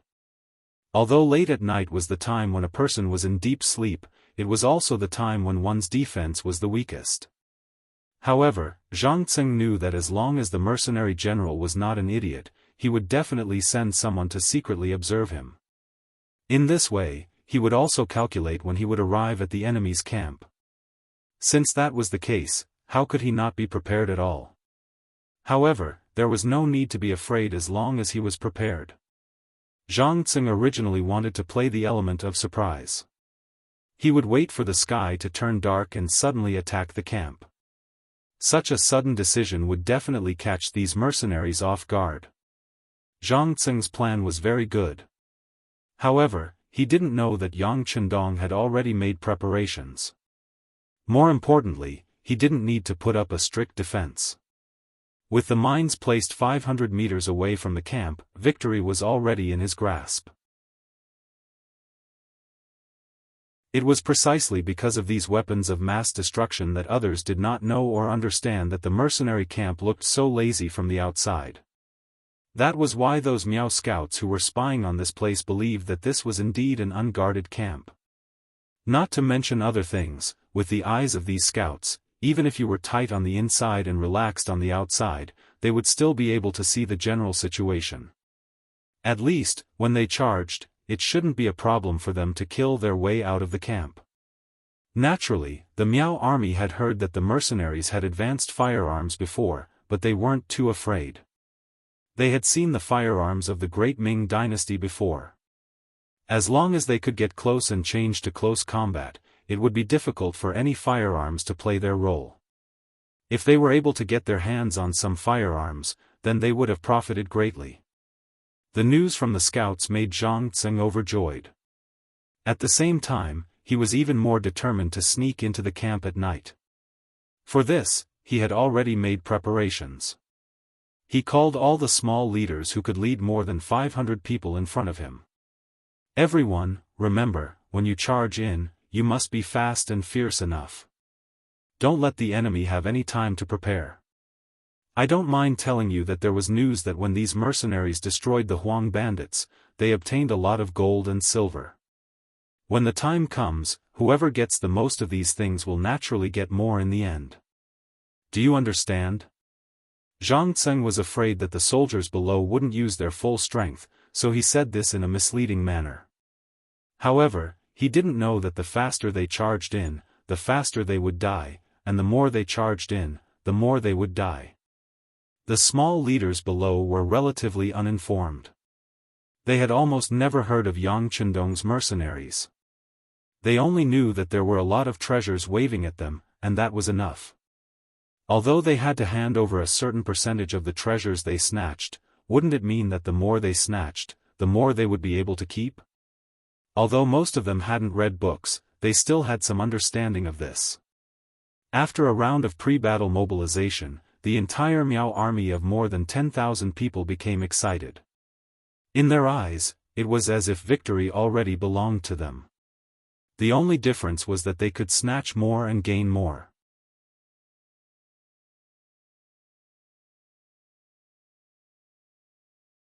Chapter 435. Gaozhou Prefecture.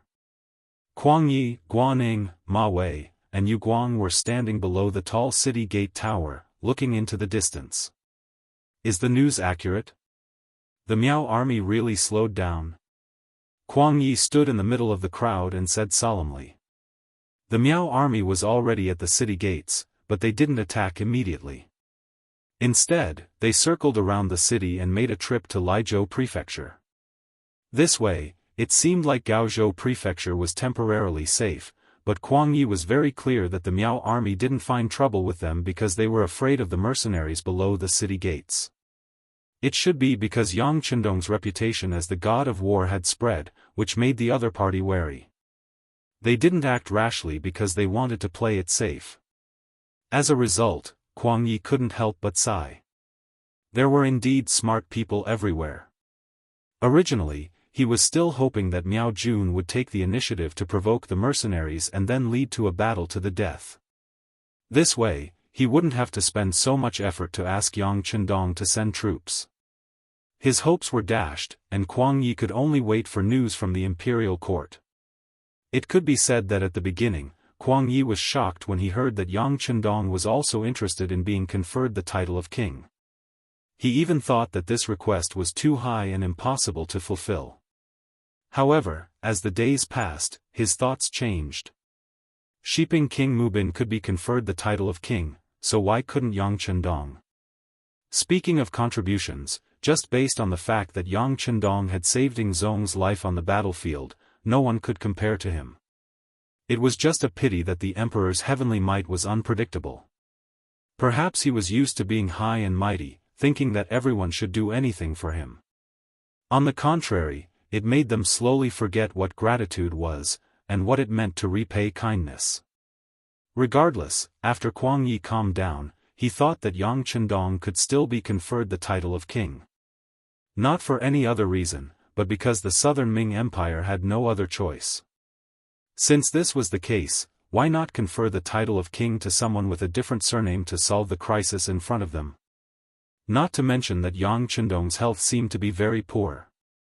If that was the case, then it was not a big deal to crown a half-dead person as king. The obstacles should be much smaller.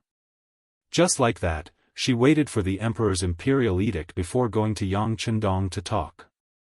Unexpectedly, a scout came to report that the 10,000 Miao soldiers who went to the Liezhou prefecture had returned. Not only that, but they slowed down as they approached. Who was Kuang Yi? To be able to become the Minister of War, even if he did not participate in the war during peacetime and had never been on the battlefield, he should at least be someone who knew how to fight. Miao Jun's abnormal actions quickly attracted his attention. He immediately called for Guaning, Ma Wei, Yu Guang, and the other generals. After a short discussion, they came to the conclusion that Miao Jun would most likely make a move tonight. Yes, Master. We have already investigated, and it is indeed so. They must have their own motives for doing this, but we cannot confirm if they want to make a move against the mercenaries or us. Guaning stood up and reported the results of his investigation with Ma Wei and Yu Guang. There is no need to confirm, they must be making a move against the mercenaries. Kuang Yi was very confident. They were in the city, and attacking the city at night would be much more difficult than attacking in the day. Of course, he would also take some precautions. For example, if there were spies in the city, it was not impossible to open the city gates at night and lure the enemy into the city. How about this? The three generals will work hard tonight. Keep a close eye on the four cities and tell the soldiers below that without this old man's orders, even the three of you have no authority to open the city gates. Kuang Ye's voice was firm and powerful. Only by taking the authority into his own hands could he ensure that the city gates were not lost. As for whether his actions and suspicions would disappoint his subordinates, he couldn't care less at this critical time. Fortunately, it was only for one night. In addition, he was the Minister of War and the current Grand Tutor of the Crown Prince. His official rank was much higher than these people, so he still had some authority. As expected, when Kuang Yi said this, Guaning was slightly better, but Ma Wei and Yu Guang's expressions were somewhat unnatural. However, once they considered Kuang Ye's identity, even if the two of them were to have their authority taken away, they could only pinch their noses and nod in agreement. Master, since you can see that these Miao soldiers want to make a move against the mercenaries, shouldn't you send someone to remind the Duke of loyalty? Although they did not agree to send troops to deal with the bandits, they are still our allies. Guaning saw Kuang Ye's affirmation and thought about whether he should take the opportunity to express goodwill. Yes, I can send someone there to inform them. However, this old man thinks that the Duke of Loyalty has already seen through it. If he doesn't even have this little ability, how could the Huang bandits be destroyed so quickly? When Kuang Yi said this, his originally serious old face had a slight smile. However, he only wanted to send someone to inform Yang Chendong. As for sending reinforcements, it was better to forget about it. After all, he did not have much military strength in his hands. Moreover, the situation was unclear. If they opened the city gates in the middle of the night, who knew what kind of accident would happen? The sun had already set and the sky was beginning to turn dark.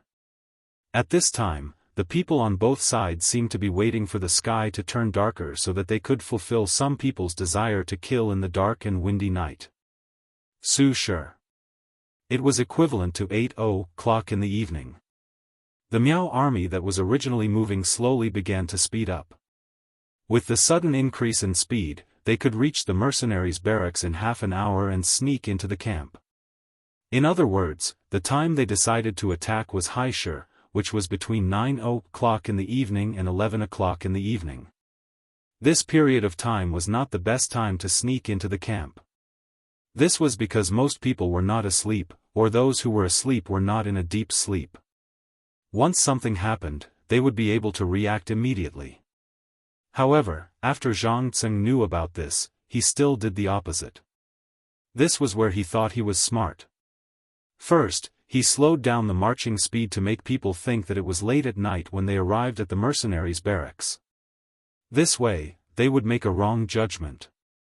In order to ensure that they had enough energy at that time, if he was the leader, Zhang Tseng would arrange for the soldiers to sleep early and wake up before midnight.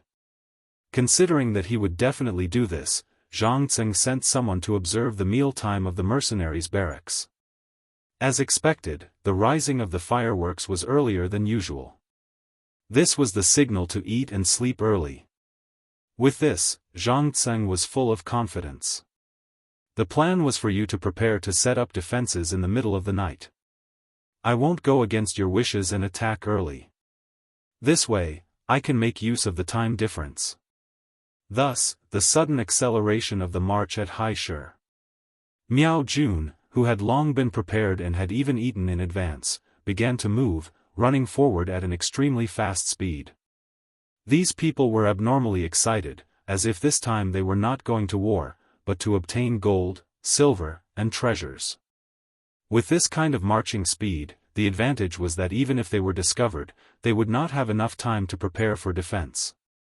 This was also the reason why General Zhang Tseng was so confident in giving the order to attack after knowing that the mercenaries' barracks did not specifically strengthen the defense. Under normal circumstances, such an unforeseen event would be discovered by the scouts first.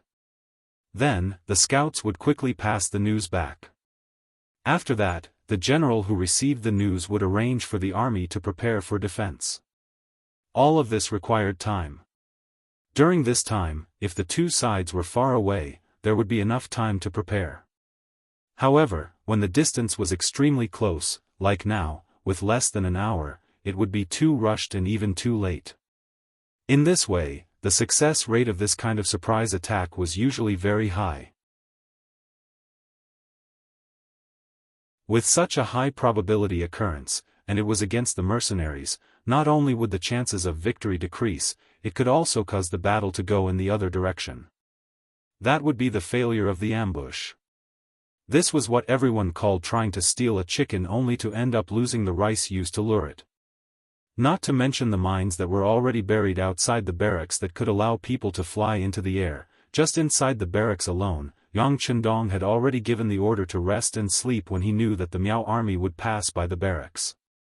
Thus, other than a few companies that had to be on duty, most of the soldiers had already entered a state of sleep. Just like what Tiger's man had said, the enemy might not really come in the middle of the night. In order to launch a surprise attack, it was very possible that they would come one step earlier. With regards to Tiger's man's analysis, Yang Chendong completely agreed and even felt gratified. A strong army, or even a strong country in the future, could not solely rely on himself. It needed everyone's hard work. Only when more loyal soldiers improved their abilities could they do great things together. Yang Chendong agreed with this analysis. Naturally, the Lengfeng soldiers only rested for half a day. They had already woken up at 7:00 in the evening and began to eat the warm meals that they had reheated earlier. They replenished their energy and prepared for the big battle. The entire barracks was quiet, but in fact, a monstrous murderous aura was forming. However, this kind of murderous aura could not be seen. It could only be felt when one was in the midst of it. It belonged to the kind of existence that could not be seen or touched. Not to mention the monstrous murderous aura. After the 10,000 Miao army rushed for nearly an hour, they could already vaguely see the mercenary barracks outside with torches. It was previously said that whichever army charged in first would be able to obtain more wealth. With such a military order, the army that had just arrived did not even have the time to regroup. Instead, they rushed straight to the front of the barracks like a swarm of bees. Everyone was doing their best at this moment, as if they were afraid that the benefits would not belong to them if they were a step late.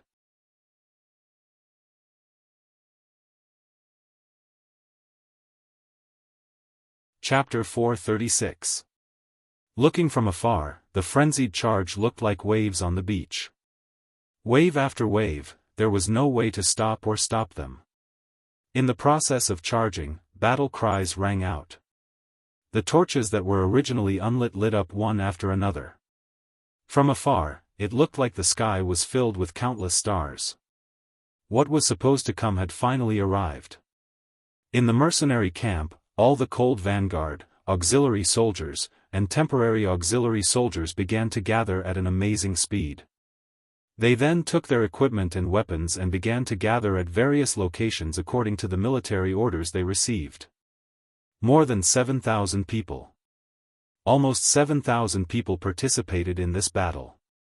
Other than the two cold vanguard companies and the first and second teams of guards by Yang Chendong's side, the Wolf Fang Special Forces and the Ghost Sniper team had joined the battle. Obviously, Yang Chendong wanted to show the Miao army how powerful he was once and for all.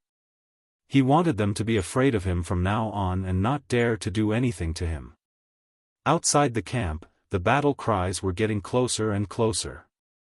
Not only in the south, even the Miao army headquarters in the northwest had sent 10,000 people to cooperate with the joint attack. With 20,000 against 7,000, the advantage was already very obvious. In addition, it was a sneak attack. No matter how one looked at it, there was no possibility of failure. Naturally, the 20,000 Miao army soldiers could see such a simple logic. Therefore, they attacked the mercenary camp with extra force. There was a saying that one would not die if one did not seek death. At this moment, it was the most suitable saying for the Miao army. The charging Miao army soldiers did not know how powerful the opponents they were facing this time were and what kind of training they had to go through. They also did not know that 500 meters away from the camp, there were advanced landmines that could kill them. They had never even heard of this before. Once they stepped on it, it could quickly send them to the sky. Even if they did not shatter into pieces, it was enough to take their lives. Even the people around them could be blown to death by the fireball. It was precisely because of their ignorance and their eagerness to perform meritorious deeds that when the 20,000 Miao soldiers charged over from two different directions like a tidal wave, most of them did not even realize that they were already on the verge of death. All of this was completely reflected in the following battle. When the earth-shattering Miao army or fake Miao army, the ordinary southern Ming people who had no food to eat along the way, arrived 500 meters away from the mercenary camp while shouting excitedly, they were so excited that they thought that the fruits of victory were right in front of them. Then, the first flame lit up. The first landmine exploded. It was especially dazzling in the night. This flame was like a meteor from outer space. Suddenly, a dazzling light flashed. Then, at least 3 or 4 figures rose into the air. Then, more than a dozen figures were blasted to the ground. Yang Chendong provided them with some important books and some finished mines. The carefully selected craftsmen of the munitions factory had finally developed the first batch of mines. However, they did not get the essence of the mines. Although they used a lot of materials, the power was actually much weaker. At least, it was far from being comparable to the landmines in the future. However, all of this did not matter. Firstly, the lack of power could be made up with numbers. Secondly, the Miao army's charge this time was too concentrated. Everyone was basically following each other as they charged forward. Under such a formation, the lethality of the bombs was naturally very dazzling. It was not like the future where the emphasis was on long-range attacks. Even when it was necessary to send an army, it was often infiltrated by small groups of elites. Therefore, in the West where the battles were the most intense, it was considered very effective if a bomb could kill more than 3 people at the same time. It was far from comparable to now where a bomb could kill more than a dozen people at the same time. Boom! After the first fireball appeared, the second fireball appeared, then the third, and the fourth fireball appeared. Countless balls of light burned, causing countless Miao army soldiers to either die or be heavily injured. When the number of balls of light increased, the number of cries and screams on the battlefield suddenly increased. There were 2 rows of almost 3 landmines. Yang Chendong considered that there were many Han civilians among them and did not want to kill too much. Otherwise, if he made them denser, there would be more fireballs and the lethality would be even greater. Clusters of flames lit up one after another. In the blink of an eye, the first row of landmines had all been passively detonated. Very quickly, the second row of landmines went off as well. Who knew how many people were lifted into the air in despair and died in horror and fear? Why did this happen? Since the first row of landmines had already been detonated and the 2 rows were 20 meters apart, why did the second row of landmines explode? Speaking of which, this was caused by the Miao army's desire for grandiose achievements. If the Miao army had not underestimated the mercenaries and relied on their numbers to attack in a dense formation, this would not have happened. It was because he knew that the mercenaries might have extremely advanced firearms that General Zhang Xing decided to attack in such a way. In this way, if they were to encounter firearms from afar, they would not be able to kill many with such a dense formation. This allowed them to charge all the way until they entered the camp and engaged in close combat. The scales of victory would naturally tilt towards them. It could not be denied that this might be a way to break through the firearms formation. It was just like when the Great Ming Dynasty was at its peak. When Zhu Di went out to the grasslands, the firearms team he led had encountered such an attack. For this reason, there were indeed many casualties and they had paid a great price. Even when Duke Ing Zhangfu had invaded Jiaoji, his firearms unit had also suffered a heavy blow from the Jiaoji army's counterattack. With the experience of his predecessors, the Miao army chose to use this method to break through the firearms formation. However, he did not expect to suffer such a huge loss. It could be said that this was due to the lack of information. If one had carefully studied the firearms of the mercenaries, they would know that the reason why they were called the new model was because their firearms could fire continuously. Compared to the Great Ming Dynasty's flintlocks, which needed to be loaded with gunpowder to fire a shot, this machine gun was much more advanced. Even if there were no landmines, with a few powerful machine guns placed here, the effect would still be surprisingly good. There was a saying in the later generations that whoever grasped the information would be one step closer to victory. This saying was also applicable in ancient wars. If one did not even know the details of the opponent and charged rashly, the result of failure was already destined. Without enough attention, an earth-shattering formation would only result in more casualties. When the first ball of fire lit up, the Miao army who was charging at the front wanted to stop. After all, the visual impact of that thing was too strong. However, they were at the very front. If they wanted to stop, they would have to ask for the permission of the brothers behind them. Therefore, before they could do anything, a huge force came from behind them, pushing the Miao Jun in front of them forward. Boom boom boom, as the explosions continued, the Miao army in the middle finally felt that something was wrong. However, how could they stop when they were charging at such a high speed? Just like that, they pushed their brothers at the front another 20 meters until the second row of mines was triggered. Only then did the army stop charging forward. However, it was also at this time that the Miao army at the back also rushed forward without hesitation, not knowing what was going on. Very good, the second wave of landmines has been triggered. Inform all the warriors that there is no need to follow the previous direction. There are no more landmines in front of us. Everyone, charge! Luo Pe, the commander of the 2nd Cold Vanguard Regiment, who was appointed to be in charge of this battle, used a telescope with night vision to observe the situation on the battlefield.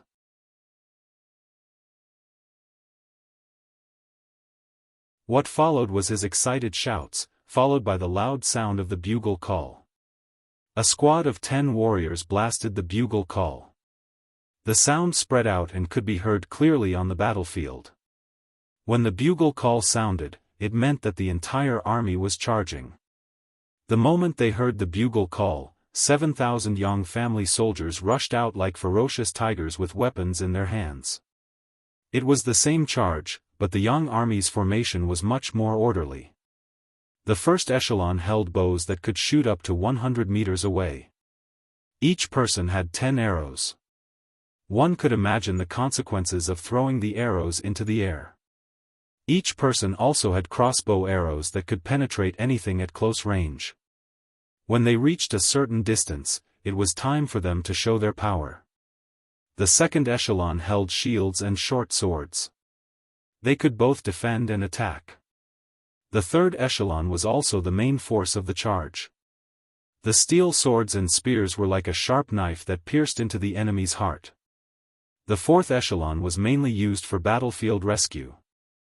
Some of them were carrying a stretcher in pairs, some were holding ropes to tie the captives, and some were holding loudspeakers that could be used for propaganda purposes.